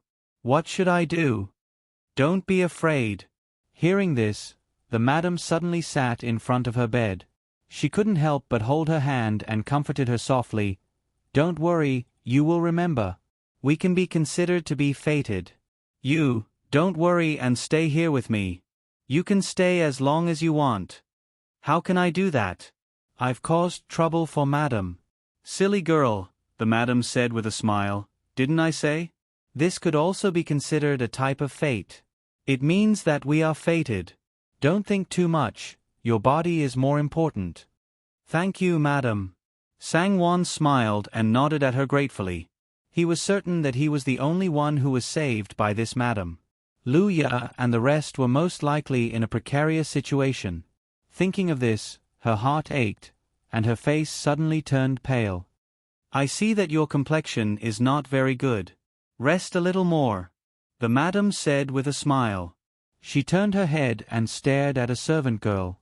The servant girl hurried forward to help Sang-won lie down. "I still don't know how to address Madam," Sang-won asked with a smile. The madam thought for a moment, and then smiled and said, "You can call me Madam Zhao. This is Ding Mama. This servant girl will serve you closely in the future. She is called Yuan Yang. If you need anything, just tell her." "Thank you, Madam Zhao." Sang-won nodded and bowed to Madam Zhao. "Have a good rest. When we reach the shore, I will invite a good doctor to take a look at you." Madam Zhao smiled gently and went out with Ding Mama. "Young lady, come." Yuan Yang went forward to help Sang-won lie down. She supported her with one hand and pulled the pillow with the other. Her skillful movements had a bit of the style and elegance of a master. At a glance, one could tell that she was not a servant girl of an ordinary family. Sang-won nodded. Before she could lie down, her stomach let out a series of gurgling sounds. Sang-won blushed and felt a little embarrassed. Yuan Yang smiled gently and said, "It's all this servant's fault for being careless and forgetting about this matter. Young miss has already been unconscious for a day and a night. I'm sure you must be hungry. This servant will ask someone to cook some porridge for young miss." 1 day and 1 night. Sang-won was shocked. She thought that this was the night of the accident. 1 day and 1 night was enough for a large ship to travel a very long distance. Sang-won's heart slowly cooled down. "That's right," Yuan Yang smiled and said, "We saved Miss yesterday when it was almost dark. Miss is very lucky and is destined to have a benefactor to help her." At that time, it just so happened that our madam felt that the cabin was too stuffy, so she went to the deck to get some fresh air. She just happened to see Miss half floating and half sinking in the river, tightly holding a wooden board in her hands. Otherwise, when the sky turned dark, she really wouldn't be able to see anything. Wan Yang is grateful for Madame Zhao's life-saving grace. Sang-won smiled. "No wonder Madam said that this is fate with Miss." Yuan Yang pursed her lips and smiled. "This servant has never seen Madam treat any miss so well. Young miss, you have really met with fate with our Madam. Please wait a moment, this servant will ask someone to bring Miss some food." Yuan Yang suddenly realized that she seemed to have said too much and stopped with a smile. She bowed and left. Sang-won smiled gently and leaned back before letting out a deep sigh. She didn't know how Lu Ya and the others were doing. If something were to happen to them, how could he feel at ease? She couldn't help but put her palms together and softly chanted. She thought that perhaps in the eyes of others, She was already a dead person, right? Sang-won was at a loss for a moment.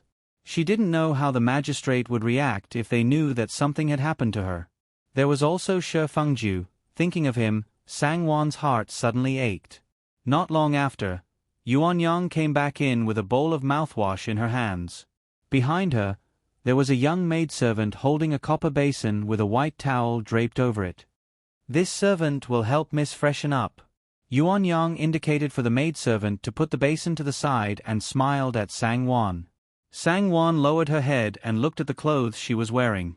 She couldn't help but smile and say, "Do you have clean clothes?" "Could." Before she could finish, Yuan-yang hurriedly hit her forehead and said with a smile, "This servant was careless and didn't even think of this. Miss, please wait a moment, this servant will bring you clothes."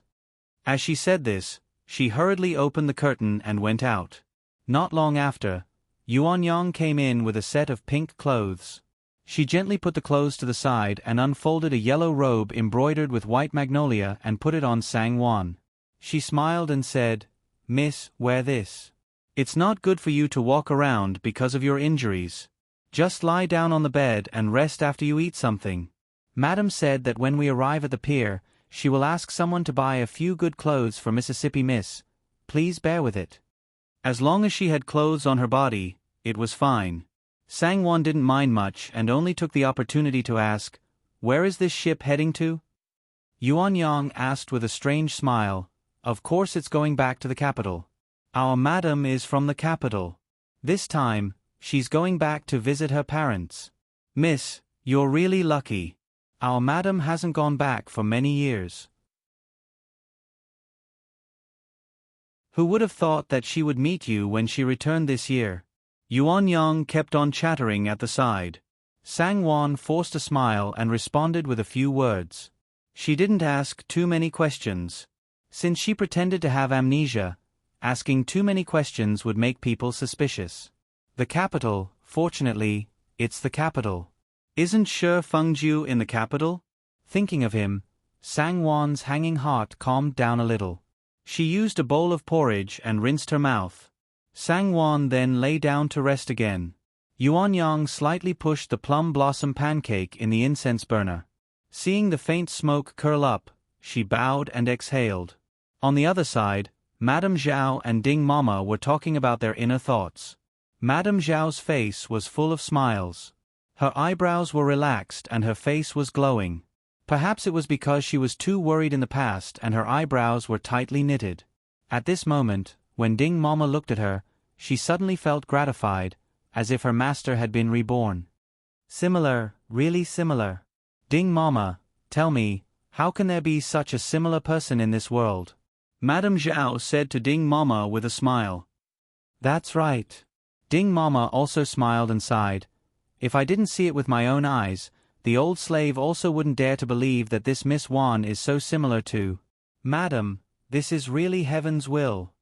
"You're right, heaven's will, this is really heaven's will. My son can be saved, my son can be saved this time." Madame Zhao's eyes reddened and she couldn't help but shed tears. She quickly raised her handkerchief to wipe them away. "But madam," Ding Mama said worriedly, "although that's the case, this Miss Wan isn't the same person as before. If the young duke doesn't recognize her..." Humph. Hearing Ding Mama mention the past, Madame Zhao's face was full of disgust. She said hatefully, "That lowly servant, she didn't even look at herself and dared to seduce my son. I don't regret sending her to death at all. This Miss Wan looks similar to her, but her temperament is much higher than that lowly servant's. I know my son, he will definitely like Miss Wan." "Madam, you're right. How can that lowly servant compare to Miss Wan? This Miss Wan looks like a daughter from a good family. She makes people feel close to her." Ding Mama quickly said with a smile. "That's right. I also liked her the moment I saw her." Madame Zhao beamed with joy and her heart was incomparably carefree. "But her background is unknown. Do you want to send someone to investigate?" Ding Mama frowned and suddenly asked. Madame Zhao thought for a while and shook her head. "Let's not do it for now. Let's wait until she remembers. If she doesn't remember, then there's no need for this." With her status as Wu Wei Manor's madam and her son's outstanding appearance, why would a young lady like her not be willing? As for what kind of family she was from, Madame Zhao didn't really care. Why should she investigate? If she really found something wrong, wouldn't she be looking for trouble? As long as she could save her son, it didn't matter if she was from a poor commoner's family. It was better than that lowly servant by 1,000 times. Ding Mama had been by Madame Zhao's side for many years, and after thinking for a while, she understood Madame Zhao's meaning. She nodded her head and said, "Yes. Tell Yuanyang to take good care of that young lady. Pass down the order that everyone on this ship must not neglect her." Madame Zhao raised her head and sighed. "How many more days until we reach the capital? Tell the boatman to increase the speed." The medicine that could cure her son's heart was right in front of her, and Madame Zhao didn't want to wait any longer. "Yes, madam." Ding Mama bowed and left to pass down the order. Sangwan was a young lady and her body was weak. She had suffered a huge fright on the ship and then fell into the water. She had suffered a lot, and now that she was awake, the after effects flared up. Her body was extremely weak and her face was pale. She looked haggard and her body was weak. The time she was awake was very little and the time she was unconscious was more than half. Luckily, Madame Zhao was wealthy and the attendants she brought along were all capable and meticulous people. When they arrived at the docks, they didn't care about the price. 7 to 8 days later, they arrived at Tongzhou Pier. Sangwan's complexion had improved and she could barely get up. In these few days, Madame Zhao would visit her twice a day to ask about her in detail and was very concerned. It would be a lie to say that she did not feel grateful. However, the way Madame Zhao looked at her had a deep meaning that she could not understand. It made her heart beat like a drum for no reason, and she naturally had some vigilance towards Madame Zhao. "Young Lady Wan, quickly drink this medicine. There's still a long time before the ship reaches the shore. We don't know when it will reach the Fu. Don't delay young lady from taking the medicine.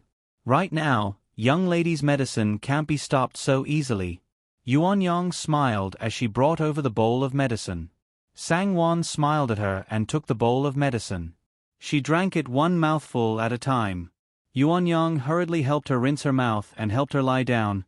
"Young lady, please rest for a while. When the ship reaches the shore, this servant will come and ask young lady to get up and help you wash up. Madam has a lot of luggage to move and there's plenty of time."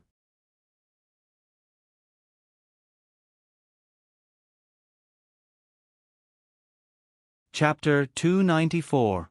Sangwan nodded with a smile and continued to lie down. After a while, tiredness hit her and her eyelids became heavier. Sangwan couldn't control herself and fell asleep. Yuanyang and Ding Mama came in and gently called, "Miss Wan," a few times. Seeing that she didn't respond, they looked at Ding Mama. Ding Mama nodded and ordered, "Bring the sedan chair here.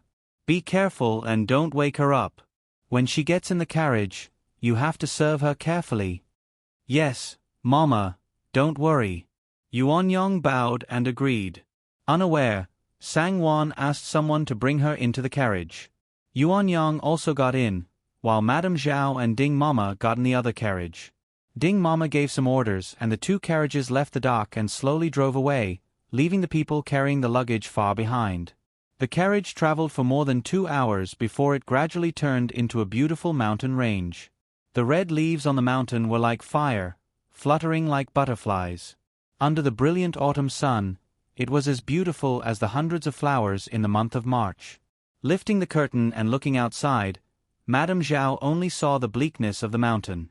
She sighed softly and lowered the curtain again. After a while, the carriage stopped in front of a manor. Ding Mama got out of the carriage and quickly helped Madame Zhao down. Madame Zhao's body was slightly trembling. After walking a few steps, she suddenly stopped and subconsciously adjusted her clothes and hair. She said to Ding Mama, "Mama, help me see if there's anything wrong with it." Madame Zhao's eyes were shining. She was both excited and nervous. Seeing this, Ding Mama couldn't help but feel sad.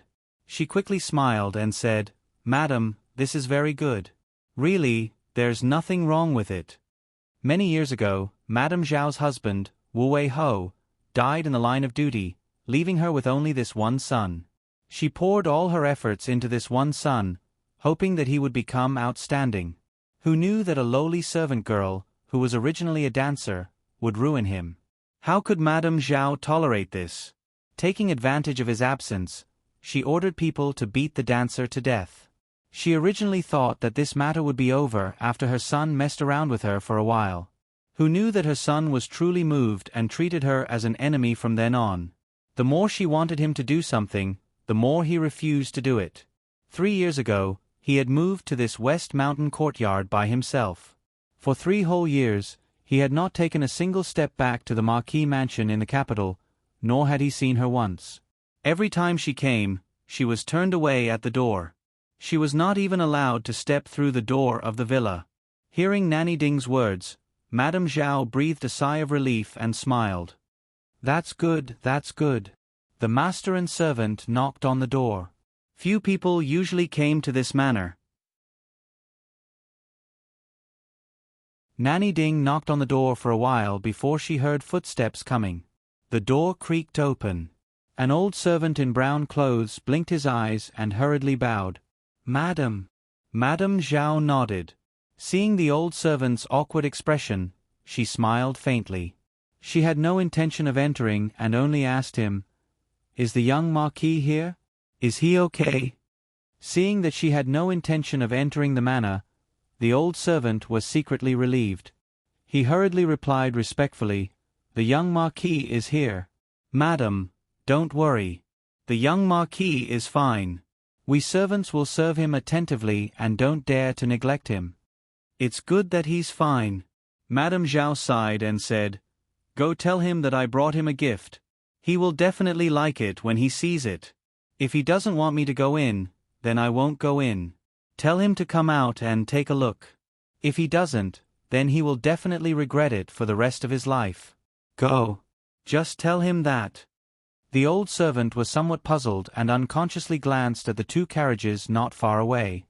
He hurriedly nodded and said, "Yes, this old slave will go and report to the young Marquis." The old servant originally wanted to close the door, but after thinking about it, he gave up and left the door wide open. Madame Zhao tightened her handkerchief and said uneasily, "Nanny, do you think he will come out? If he doesn't come, then what should we do?" Nanny Ding hurriedly said, "Madam, don't worry. How could the young Marquis not come? If he doesn't come, then we'll think of another way." Madame Zhao nodded, but her expression was still uneasy.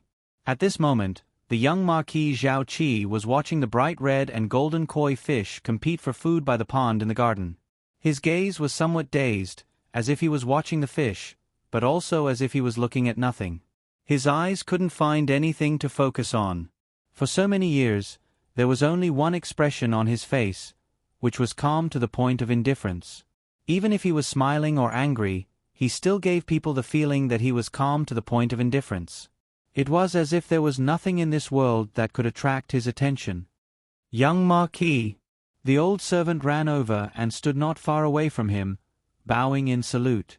Zhao Qi still had his hands behind his back as he stared at the fish that were constantly stirring up ripples in the pond due to the competition for food. He didn't move and turned a deaf ear. "Young Marquis, this old slave has something important to report." The old servant had to raise his voice. Only then did Zhao Qi slowly turn around and look at him. He faintly said, "Uncle Zhong, have you forgotten my rules? You can leave. If there's anything, wait until I get back." Important matter? What important matter could he have here? "Young Marquis, leave." Zhao Qi's voice was still calm, but Uncle Zhong knew that he was angry. "Yes."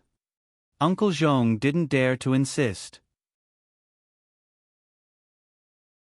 He respectfully took a few steps back and waited with his hands down.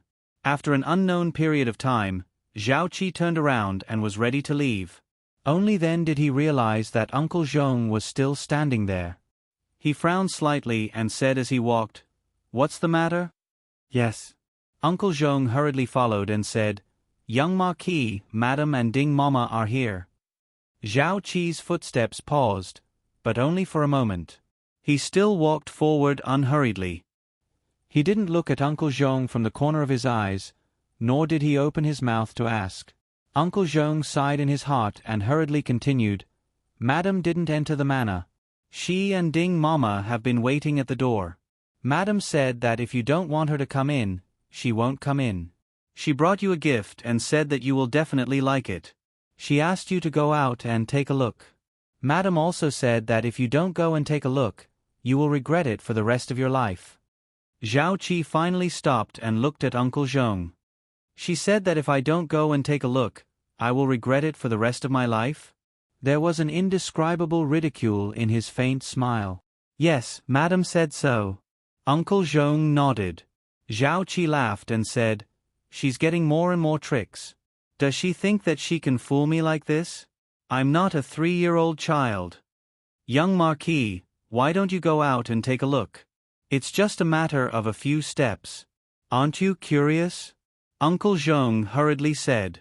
Zhao Qi thought for a moment and slowly nodded. You're right. I'm really curious. I don't know what tricks she's playing. With that, he walked in the direction of the door. Uncle Zhong secretly sighed. He moved his lips and wanted to persuade him, but in the end, he didn't say anything and hurriedly followed. At the entrance of the manor, Madame Zhao and old Mei Ding stood in the shadows under the eaves of the gatehouse and waited quietly. Although they had been waiting for a long time, the master and servant did not show a trace of anxiety. Madame Zhao was already very satisfied that they could make her wait instead of asking someone to come out and reject her flatly. The sound of light footsteps could be heard. Madame Zhao turned around and saw a slender figure with a familiar handsome face. Her nose twitched and tears unconsciously welled up in her eyes. She stared blankly at the person who came, one hand tightly grasping old Mei Ding's arm. Old Mei Ding was in pain but she didn't say a word. You. Before Madame Zhao could finish her sentence, Zhao Qi impatiently interrupted her. Where's the gift? Didn't you say that if I don't take a look, I will regret it for the rest of my life? If you're joking, I won't argue with you. Goodbye. Zhao Qi said and turned to leave. Wait. Madame Zhao hurriedly blinked away the tears in her eyes and hurriedly said, It's in the carriage behind. You can go and take a look yourself.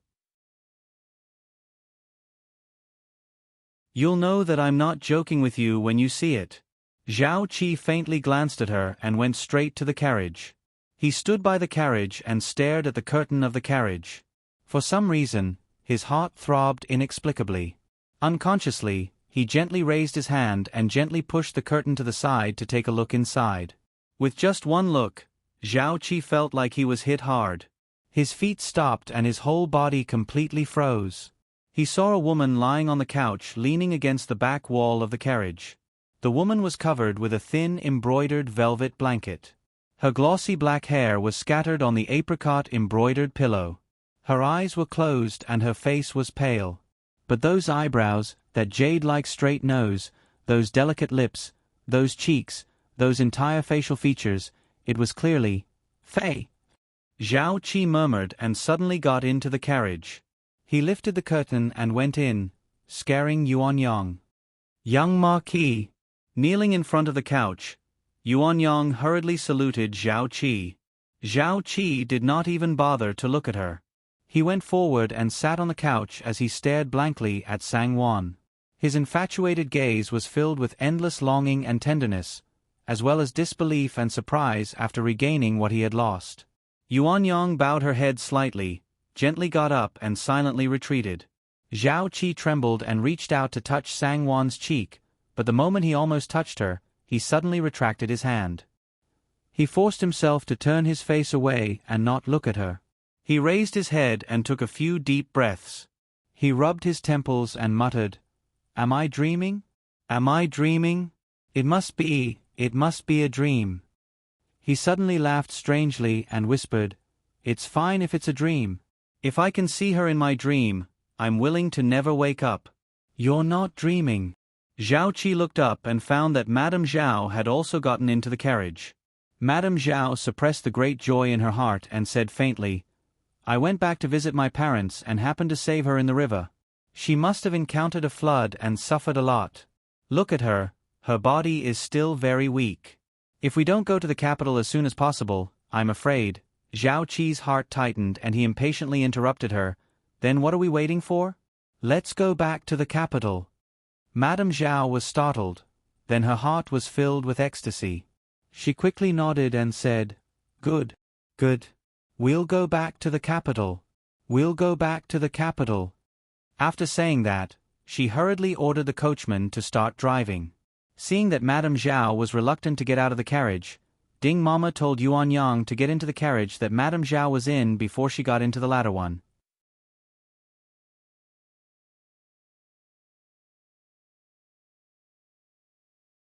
Chapter 295. The sound of the car rumbled as it quickly drove away from the manor. Madame Zhao looked at her son with an uncontrollable smile on her lips. Zhao Qi didn't even look at her. His eyes were fixed on Sang Wan's pale face on the bed, focused and worried. Why is her face so pale? Why hasn't she woken up yet? Zhao Qi asked. Madame Zhao was startled, then hurriedly replied, She was frightened and injured, so she has been sleeping most of the time these days. This is good, she won't have to endure more bumps on the road. Don't worry, her life is not in danger, she will definitely recover after a good rest. Zhao Qi didn't say anything else, just focused on Sang Wan. When Sang Wan woke up, she opened her eyes and found that she was in a different environment. This was a very spacious and bright room. The furnishings were very exquisite, just like the boudoir of a rich young lady. The furniture was inlaid with red lacquer, and all the curtains were light purple, embroidered with gold silk, light and soft, matched with the furnishings in the room, luxurious and elegant. Yuan Yang. Yuan Yang. Sang Wan sat up from the bed, rubbing her somewhat dizzy head. Perhaps it was because she had been on the boat for a long time, but when she suddenly left, her head was very dizzy. The only one she was familiar with and could summon was Yuan Yang, so in this unfamiliar environment, she naturally called out to her. You're awake. What answered her was a gentle and pleasant male voice. Sang Wan couldn't help but be startled, and subconsciously tightened the thin quilt on her body. Looking down, she saw that she was neatly dressed in a robe, and secretly sighed in relief. You are. Sang Wan was a little surprised and doubtful. Don't be afraid, I won't hurt you. The man came to her bed and looked at her with a gentle smile. His gentle smile made people couldn't help but let down their guard. Sang Wan could see that this person really didn't mean any harm, but, Young master, why are you here? Zhao Qi smiled. My name is Zhao Qi, you can call me by my name. Your name is Wan Yang, right? Just now, the imperial physician has already taken a look at you and said that your body is fine. You will recover after resting for a while. You can rest well in our residence. If you have any needs, there is no harm in asking. You're Madame Zhao's son? Sang Wan finally understood. Zhao Qi was slightly taken aback, but he nodded and said, Yes. Young Master Zhao. Sang Wan nodded at him. You don't have to be so courteous. You haven't fully recovered yet. Don't tire yourself out. Zhao Qi's eyes lit up when he saw her greeting him, and his smile became even brighter. I wonder where Yuan Yang went. Young Master Zhao, is there anything else? Sang Wan saw that he had no intention of leaving, and she couldn't help but feel a little awkward. Madame Zhao's son appeared in her room. No matter how one looked at it, it was strange. But now that she was living under someone else's roof, Sang Wan couldn't say anything. Zhao Qi came back to his senses and hurriedly said, Yuan Yang is outside. I'll call her over. Then I'll go out first and won't disturb your rest. By the way, are you hungry? What do you want to eat? From your accent, you seem to be from Jiangnan. I'll ask someone to make you Hangzhou cuisine, okay? Thank you, young Master Zhao. I don't have any preferences. You don't have to do this. Sang Wan became more and more uneasy. Then it's settled. I'll go first. Zhao Qi looked at her a few more times before leaving with a smile. Miss, you're awake. After a while, Yuan Yang came in with a smile. When she saw Sang Wan leaning to get out of bed, she hurriedly stepped forward to help her. Miss, be careful. You're weak. Why don't you lie down for a while? I want to get up and have a look. Sang-won insisted. The people in this residence were all strange. If someone rushed in without caring about anything, she didn't know how to deal with it. Sang-won gave Yuan-yang a warm and gentle feeling.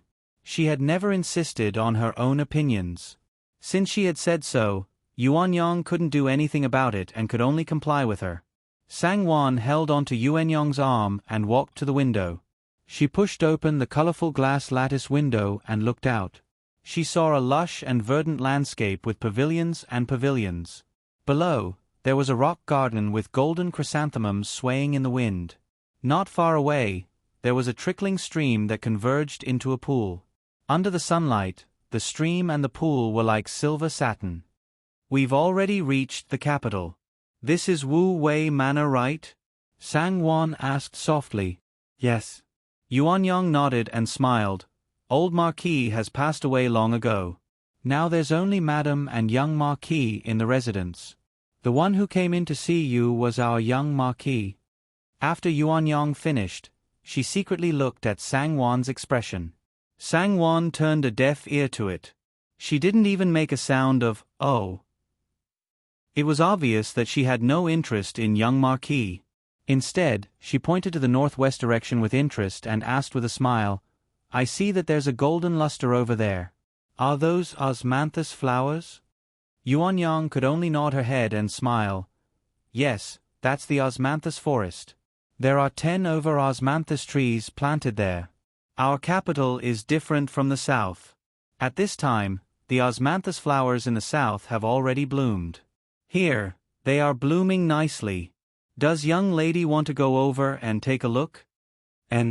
These few days, I've been feeling drowsy. I was just thinking of going out for a walk. Sang-won smiled. She stared blankly at the golden luster of the osmanthus trees and her heart was at a loss. She recalled that before the 15th day of the 8th lunar month in Qingzhou, Shi Fengju had accompanied her to pick osmanthus flowers to put in a vase. She would occasionally mention that she liked the fragrance. The next day, he got an osmanthus-scented Western perfume from somewhere and gave it to her. He even said that he would get someone to pick osmanthus flowers to make a perfume pouch for her. He was really, really good to her, so good that she almost didn't want to think about it, but at this moment, every bit of him uncontrollably appeared in her mind. She then knew that he had already existed so deeply in her heart. It was so deep that she didn't need to deliberately think about it and it would naturally reveal itself. Fengju, is he still in the capital now? Does he know that she is currently in Wu Wei Manor, thinking about him and thinking about him? Young miss, do you still want to go? Yuan-yang saw her staring blankly at the other side and asked softly. Let's go. Sang-won regained her senses and nodded her head. The two went downstairs. Yuan-yang supported her as they slowly walked towards the osmanthus forest. As they walked, she introduced the scenery of the garden to her. Sang-won wasn't paying attention but she still listened attentively, hoping to find a way out. Her intuition told her that old Mistress Zhao wouldn't let her leave so easily. Otherwise, she wouldn't have not said anything about it for so long. The most she talked about was, wait till we return to the capital, and so on. As for her memory loss, she never mentioned anything about treating her. And recently, the young Marquis named Zhao Qi had appeared in her room for no reason. Sang-won wasn't stupid and although she didn't dare to guess, she knew that it wasn't anything good. As they gradually got closer, the fragrance of the osmanthus flowers was strong. It came with the wind and lingered around her body, refreshing her mind. This osmanthus flower doesn't look very eye-catching, but the fragrance is very nice. If young miss likes it, then this servant will get someone to pick a few and put them in a vase, okay? Yuan-yang smiled. Sang-won shook her head and said with a smile, there's no need. How can the flowers and plants in old mistress's garden be so easily spoiled? Yuan-yang hurriedly smiled and said, young miss doesn't need to be so careful. Old mistress has already instructed the housekeeper to pass down the message that no one in this house is allowed to disobey young Mississippi. Young miss can do whatever you want. No one is allowed to say a word of no, and no one is allowed to make things difficult for you. Otherwise, You will be punished according to the family rules. After a pause, she continued, Our old mistress really treats young Miss well. Sang Won saw that Yuan Yang had been probing Sang Won many times in the past few days. If Sang Won did not respond, Sang Won knew that Yuan Yang would eventually reveal the truth. Thus, Sang Won smiled at Yuan Yang with some doubt. I'm just wondering why old mistress treats me so well even though we've only met by chance. Yuan Yang smiled and said, This is young Miss Good Fortune. Our old mistress is a straightforward person. Her likes and dislikes are written all over her face. She really likes young Miss. Young Miss, please accept this good fortune. Hee, I'm afraid that in the future, you will have even greater good fortune. Sang Won's heart skipped a beat when she heard this. She looked at Yuan Yang with an even more doubtful gaze and said tentatively, But I can't remember anything. I'm afraid that my family will be worried. Although I can't remember, I still have some worries in my heart. When Yuan Yang heard this, she wanted to say something but hesitated. She looked like she wanted to say something but didn't dare to say it. Sang Won's heart sank, but she didn't show it on her face. She only said anxiously, Yuan Yang, do you know something? Quickly tell me. My heart feels uneasy for no reason. This servant, Yuan Yang was in a difficult position. Sang Won said, It's fine if you don't say it. I'll go ask old Mistress Zhao. If there is something, I'm sure old mistress won't hide it from me. Young Miss. Yuan Yang hurriedly pulled her and sighed. Young Miss, this servant said that young Miss must hold on. Don't be sad. Your body is still very weak. Seeing Sang Won nod, Yuan Yang then continued, Young Miss, what you said is right. Our old mistress has already sent people to find out about this matter. That day when young Miss was on the ferry with your parents, young Miss's parents had already died in the river. In this world, young Miss no longer has any relatives. Sang Won's face turned pale as she stared blankly at Yuan Yang. Yuan Yang couldn't bear it and sighed as she told Sang Won the details of the matter. Sang Won remained silent, but her heart was secretly shocked. Never in her wildest dreams did she think that old Mistress Zhao would come up with such a big lie to deceive her. Yuan Yang spoke so skillfully and flawlessly. It was obvious that old Mistress Zhao had already planned for this matter. This really was. Sang Won's heart suddenly felt cold and her hair stood on end. Her knees went soft and she fell to the ground. Young Miss. Yuan Yang hurriedly used her strength to help her up and said gently, Young Miss, don't be impatient. Since things have come to this, young Miss should be able to accept it. Don't worry, old mistress and young Miss are fated. She won't ignore this matter. Old mistress has already ordered for young Miss's parents to be buried. This place is very far from young Miss's hometown, YN. It's already late autumn. How can young Miss's body withstand such a long journey? It's better for young Miss to rest here and recover before making any plans. When the weather improves next year and young Miss has recovered, old mistress will definitely send someone to send young Miss back to show her filial piety.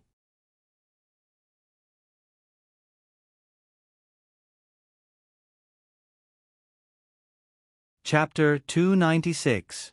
In other words, she wouldn't be able to leave the household in the near future? Sang Won felt as if her insides were boiling. She didn't know what expression she should make and could only nod her head blankly. Yuan Yang said guiltily, It's all this servant's fault. This servant shouldn't have mentioned this matter and made Miss sad. Miss, please don't be like this, my condolences. Otherwise, your parents won't be at ease even if they see you like this. Parents? Sang Won looked up at the sky blankly. That's right, her parents wouldn't be at ease seeing her like this, right? How did she end up in such a situation where she couldn't advance or retreat? This old Mistress Zhao, what exactly is she trying to do? Fengju, where is he? Miss Wan. A clear and surprised male voice came from behind her. Sang Won turned her head and saw Zhao Qi walking over with a smile. He asked with concern, Miss Wan, why aren't you resting in your room? Have you recovered? Sang Won looked at him and lowered her eyes without answering. Yuan Yang hurriedly said, replying to young Marquis, Miss Wan saw the osmanthus flowers blooming upstairs and wanted to come over to admire them. This servant, Zhao Qi frowned and said, Miss Wan's complexion is so bad, don't you know how to get a palanquin? How are you going to let her walk? The osmanthus flowers aren't anything rare, can't you get someone to bring her back to her room? Yuan Yang knew that the young Marquis's temperament had always been extreme, so she didn't dare to answer and lowered her head without saying a word. Sang Wan said, Young Marquis, please don't blame Yuan Yang. I was the one who insisted on coming. I've been bored for the past few days and wanted to come out for a walk. Good, good. Zhao Qi's face was full of smiles when he heard her say so. His tone subconsciously became gentler and he said carefully, the sun doesn't have much warmth in this season, and the forest is gloomy. Don't catch a cold. If you still feel bored, I'll bring you to another part of the garden. Sang Wan didn't say a word. Zhao Qi couldn't help but be elated when he saw that. He glared at Yuan Yang and said unhappily, Go back and get a cloak for Miss Wan, and have someone prepare some tea and pastries. Yuan Yang didn't dare to ask where she was going to look for him with the cloak, tea, and pastries. She just answered with a yes, and went to bend her knees, not daring to stay for even a moment. Miss Wan, let's go. Zhao Qi smiled and pointed to the front. I remember there is a large field of autumn hibiscus and 5-colored chrysanthemums. Let's go take a look. Sang Wan nodded and followed. Zhao Qi saw that her eyebrows were beautiful, her skin was as white as porcelain, her facial features were small and delicate, her expression was tranquil, and her temperament was gentle. Because she had not recovered from a serious illness, her movements were rather weak. Her willow-yellow robe embroidered with white magnolia made her look even more elegant. She was so delicate and soft that one could not help but want to protect her. For a moment, Zhao Qi was a little dazed. This was the person he had been thinking about for so many years. Never in his dreams did he think that he would see her again one day. He never thought that she would live in front of him with flesh and blood. His heart was unbelievably soft. He stubbornly believed that she was the one he was thinking of. This was God's will, God's compensation to him. This time, no one could stop him. Young Marquis. His gaze was so focused that Sang Wan could not bear it and looked at him unnaturally. Zhao Qi was startled back to reality by her gaze. He coughed unnaturally and went forward to raise his hand. Miss Wan, it's over there. Come, be careful where you step. Young Marquis, you are too polite. Sang Wan nodded and quietly took 2 steps back to distance herself from him. Zhao Qi was a little disappointed. He smiled and said, You are Wan Yang, right? I will also call you Wan Yang in the future.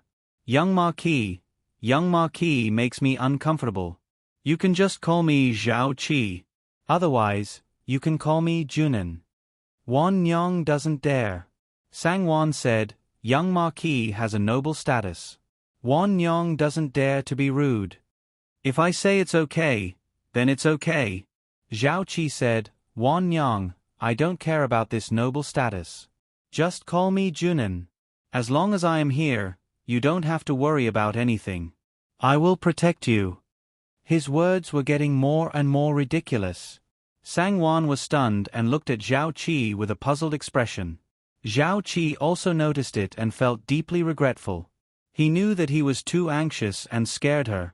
He forced a smile and said softly, Wan Yang, don't think too much. I just want to protect you. I promise that you will be absolutely safe in this mansion. Rest assured and take care of yourself. Thank you, young Marquis. Sang Wan smiled and nodded. Zhao Qi saw that she insisted on calling him that and smiled helplessly. He could only let her be. Young Marquis and Madam are both good people. I don't know where Wan Yang's good fortune came from, to be treated so well by young Marquis and Madam. Sang Wan suddenly said softly as they walked. Zhao Qi's body stiffened and he smiled faintly. Wan Yang has a pure heart. No one can bear to not treat her well. Sang Wan couldn't help but cover her mouth and laugh when she heard this. She said, Young Marquis and I have only met today, right? How can young Marquis be so sure that I have a pure heart? When Zhao Qi saw her smile, her brows relaxed and her face blossomed like flowers in spring. For a moment, his mind was shaken and his mood improved a lot. He laughed and said, "I knew it. When I say Wan Nyang, you're the best, you're the best." While speaking, they turned around a rock garden and in front of them was a vast sea of flowers. The flowers were swaying and blooming with different colors of autumn hibiscus. The flowers were as big as the mouth of a bowl, with thousands of layers of petals. The flowers were full and beautiful, swaying under the autumn sun. A little further away, on the slightly undulating hills, there were countless chrysanthemums blooming. There were drooping lotus petals and pea-green palace powder. The beautiful purple and red swept away the bleak and austere aura of autumn. Sangwon hadn't seen such a bright color for a long time. Her eyes lit up and her expression unconsciously became gentle. However, looking at the sea of flowers in front of her, she couldn't help but think of the new year. Shi Fengju had found many tender and beautiful roses for her and spread them around the entire courtyard.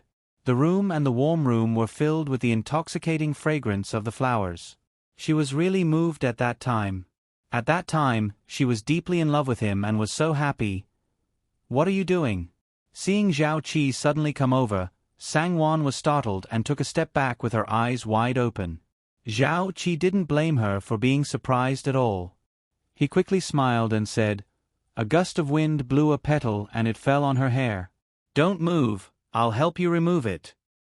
He carefully came over and his fingertips brushed through her hair. The soft, smooth, silky touch made him a little infatuated. He really wanted to take the weak woman in front of him into his arms and cherish her, but he was afraid of startling her, so he restrained himself. "Look." He spread out his fingers and there was indeed a purple-red petal on the tip of his index finger. The wind blew gently and the petal fell silently from his fingertips. "Wan Nyang is so beautiful. The flowers in this garden can be considered rare and famous, but they can't even compare to Wan Nyang's charm." Zhao Qi looked at her and sighed softly. He casually broke off a pink thousand-layered double-petal hibiscus and handed it to Sangwon. "Wan Nyang, this is for you." Sangwon was suddenly embarrassed. She didn't know whether to accept it or not. After thinking about it, she finally nodded and thanked him and took it. Seeing that she liked it, Zhao Qi was overjoyed and hurriedly said, "Wan Nyang, do you like it? I'll pick some more for you." "No, no need." Sangwon refused. Playing with the hibiscus flower in her hand, she forced a smile and said, "Little Marquis really knows how to please girls.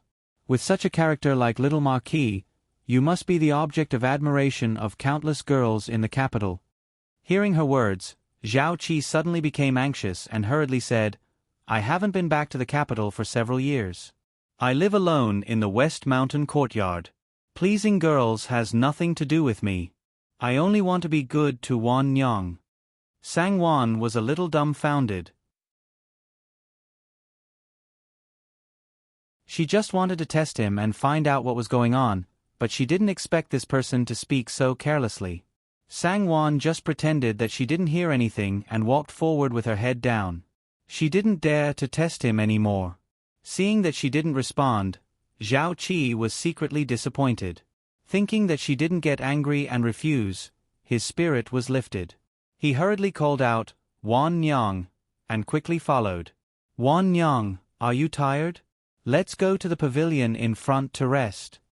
Zhao Qi stepped forward and said gently. Sangwon's body hadn't recovered yet. After walking for such a long distance, she was already panting and her legs were weak. Hearing this, she nodded and walked towards the pavilion in the middle of the sea of flowers. It just so happened that Yuan Yang brought a cloak, tea, and pastries over. She hurriedly went forward and spread it out in the pavilion. Sangwon was about to sit down when Zhao Qi hurriedly took the cloak and folded it a few times and put it on the stone bench. Only then did he let Sangwon sit down. He turned to Yuan Yang and reprimanded, "Your servant is becoming more and more unruly. Why didn't you even bring the brocade cushion? Can you sit in such a cold place? Wan Yang is still sick. Don't you know? This servant knows her wrongs. Young Marquis, please forgive her." Yuan Yang didn't dare to argue. She lowered her head and honestly admitted her wrongs. Next time, be smarter. Zhao Qi coldly said, if you don't know how to serve, then go back to where you came from. I don't believe that I can't find someone in this house who knows how to serve. Yuanyang's head hung even lower. She didn't even dare to say the word, forgive me. Young Marquis, don't blame Yuanyang. She didn't know that we would come here. Sangwon could only say. When Zhao Qi heard her say, we, it was naturally her and him. He was happy and the expression on his face softened. Since Yuanyang said so, then let her go. Drink a mouthful of hot tea to quench your thirst. Zhao Qi personally poured a cup of tea for her. He sniffed and said, this is Biluakun tea. I don't know if it suits Yuanyang's taste. If Yuanyang doesn't like it, then we can ask someone to change it. Sangwon took a sip of the tea and said, young Marquis, you don't have to worry. I don't have that many rules. Zhao Qi sighed softly. Yuanyang's temperament is gentle and her temperament is also good. Sangwon lowered her head and continued to drink the tea. Zhao Qi didn't like it when the servants came close. He gave them a look and stopped them. He and Sangwon were admiring the flowers in the pavilion and talking. Most of the time, he was the one talking while Sangwon listened. His eyes almost never left Sangwon. The more he looked, the more affectionate his eyes became. Sangwon dodged left and right. It was very difficult. Not long after, she said that she was tired and wanted to go back to rest.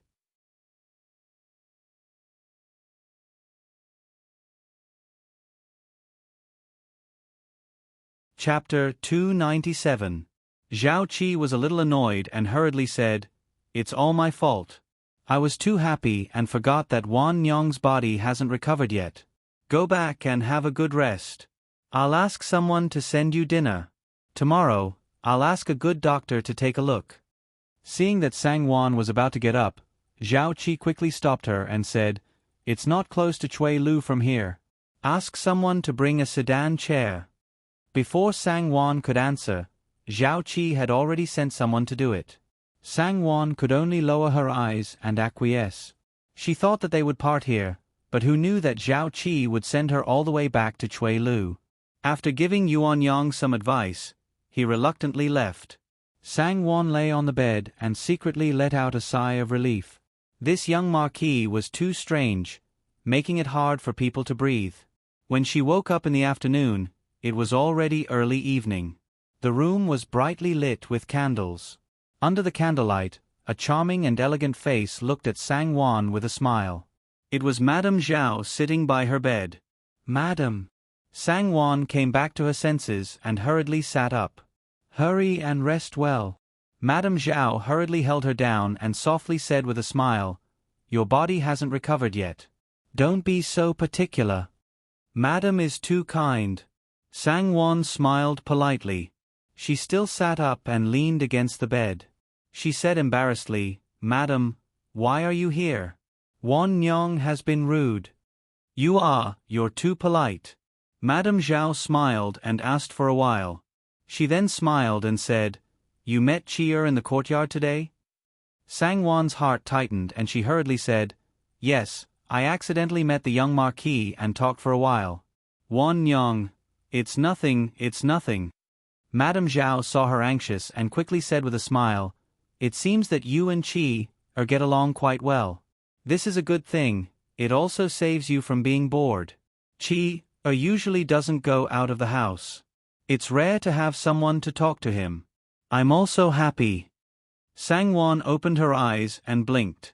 She glanced at Madame Zhao without saying anything. Madame Zhao unconsciously held her hand and softly said, Yuanyang, you're a good girl. My family has never had any prejudice about social status. What do you think of Chi'er? If you become my daughter-in-law, I can't ask for anything more. Sangwon's face turned pale. She didn't know how to answer. When Madame Zhao saw her like this, she felt some regret in her heart. She shouldn't have brought up this matter so quickly, but she really didn't want to wait any longer. She had already waited for far too long. She was too afraid that things would change if she delayed.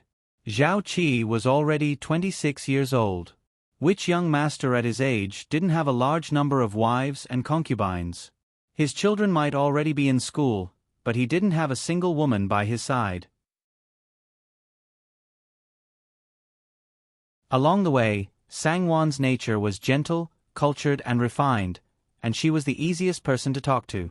Now that Yuan Yang had told her that she was an orphan and had no home to return to, other than the valiant martial manor, she had nowhere else to go. With her own son's character and looks, she would not lose out in this marriage. Madame Zhao pondered and unconsciously opened her mouth. "Madam, you're not joking, right?" Sangwon secretly complained and said, "What kind of status does Madam and young Marquis have? What kind of status does Wan Nyong have? It's not an exaggeration to say that it's like the difference between clouds and mud. Young Marquis's wife will naturally be a lady from a prestigious family. Wan Nyong doesn't dare to comply. You're really a good girl who knows when to advance and when to retreat." Madame Zhao sighed. "Exactly, I like you even more. As long as you nod your head, the position of the official wife will be yours. That Qi-er of mine, I can see that he especially cares about you. He will definitely not let you down." Sangwon still shook her head. "Madam, you're too kind. Wan Nyong really isn't worthy of young Marquis. These few days, Wan Nyong has disturbed Madam and her heart is really uneasy." All right.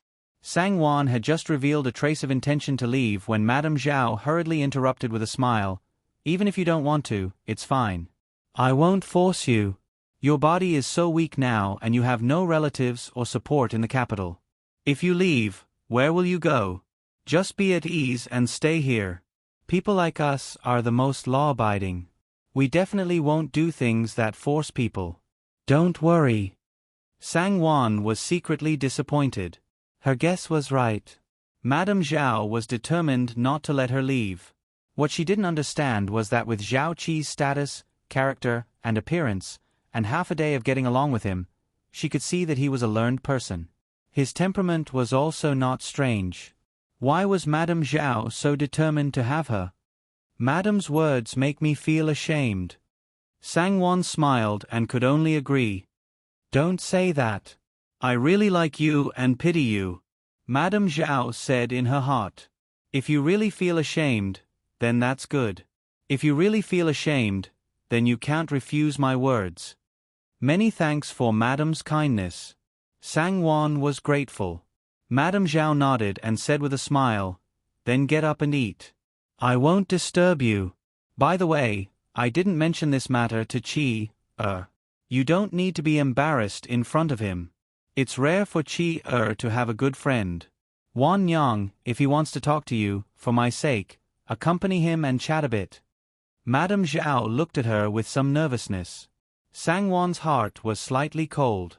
If Madame Zhao really saw her as a good woman, she wouldn't say such words to her. If he came to talk to her, then she would accompany him. In her eyes, she, Sangwon, was nothing more than this. "Madam, don't worry." The young Marquis is gentle and polite. Like Madam, he treats Wan Nyong very well. Wan Nyong is not someone who doesn't know what's good for her. Sangwon responded with a smile. In her heart, she was more and more determined to find a chance to escape. "Yes, you're absolutely right." When Madame Zhao heard her praise her son, her heart was filled with joy. She smiled until her eyebrows relaxed and her eyes brightened. After instructing Sangwon to have a good rest, she got up and left. "Ding Mama, am I too impatient?" Downstairs, Madame Zhao looked back and sighed softly. Ding Mama pulled back her sleeves and replied, "Madam, you're the most pitiful parent in the world. You're too worried about the young Marquis. Madam, people's hearts aren't made of iron. The young Marquis has such a good appearance and you saw how he treated Miss Wan in the garden today. Which girl wouldn't be moved? You should just let him get along with Miss Wan. Maybe in the future, when you chase her away, she won't be willing to leave." "You're right. I'm a bit confused." Madame Zhao smiled and sighed. When Madame Zhao left, Sangwon didn't have time to sort out her messy thoughts. Yuan Yang came in with a smile and said, "Miss, this servant will help you change your clothes. The young Marquis will come to see Miss in a while."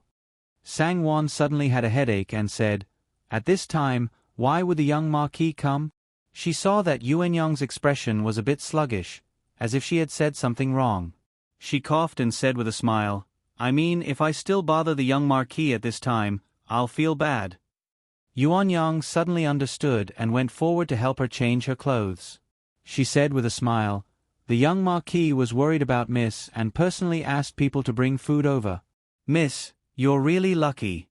The young Marquis personally asked the kitchen to prepare this dinner." Sang Wan forced a smile, but her heart became more and more uneasy. Wan Yang, can I come in?" Just as she finished tidying up, she heard Zhao Qi's gentle voice from the door. Sang Wan looked at Yuan Yang. Yuan Yang bent her knees and hurried to open the door. She said with a smile, "Young Marquis, Miss just got up. Please come in." Zhao Qi looked at her and walked in, followed by 6 maidservants and 2 female servants who were holding food boxes. "Wan Yang, I've brought you dinner. I specially asked people to make Hangzhou dishes.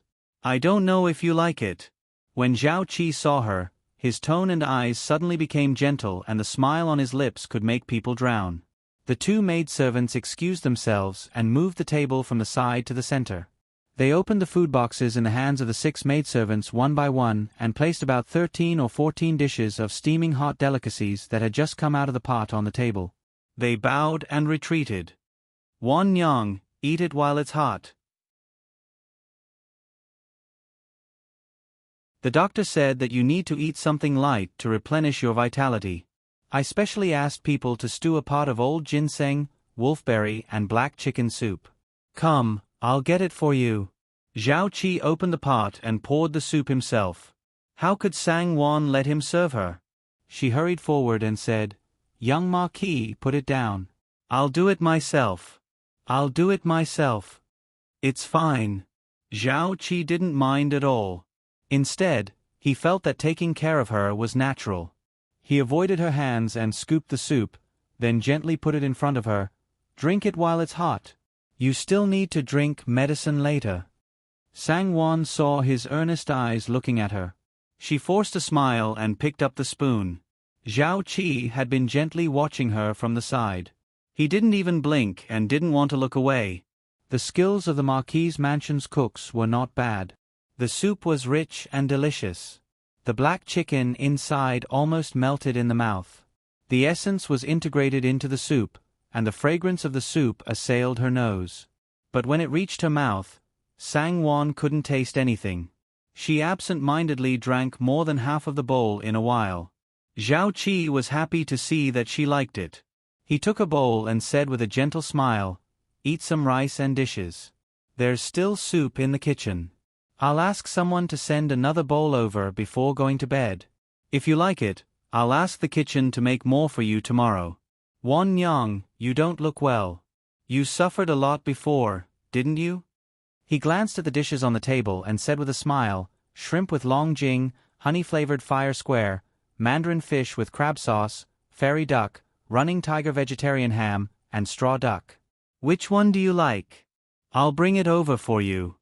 Sang Wan really didn't have any appetite in front of him, but she didn't want to reject his good intentions. She casually said, "This shrimp looks a bit bland." Zhao Qi hurriedly put the shrimp in front of her. "The shrimp is good, the shrimp is good. Try it." Sang Wan picked up the chopsticks and tasted a few mouthfuls. She saw Zhao Qi sitting at the side and looking at her. She really couldn't bear it and said, "Young Marquis, have you eaten? If you haven't then, Wan Yang, if you don't mind, I'll eat with you. It's boring to eat alone. I'll accompany you in the future, okay?" Zhao Qi was even more happy when he saw her open her mouth. He smiled and said, there was a clean bowl and chopsticks next to him. He had already prepared it. Sang Wan opened her mouth but couldn't say anything. She clearly didn't mean that. She wanted to say that if he hadn't eaten, then he should go back first. He didn't need to accompany her here. You're tuning in to the Narrate and Escape YouTube channel. Don't forget to subscribe and join us on this journey to catch the most captivating stories.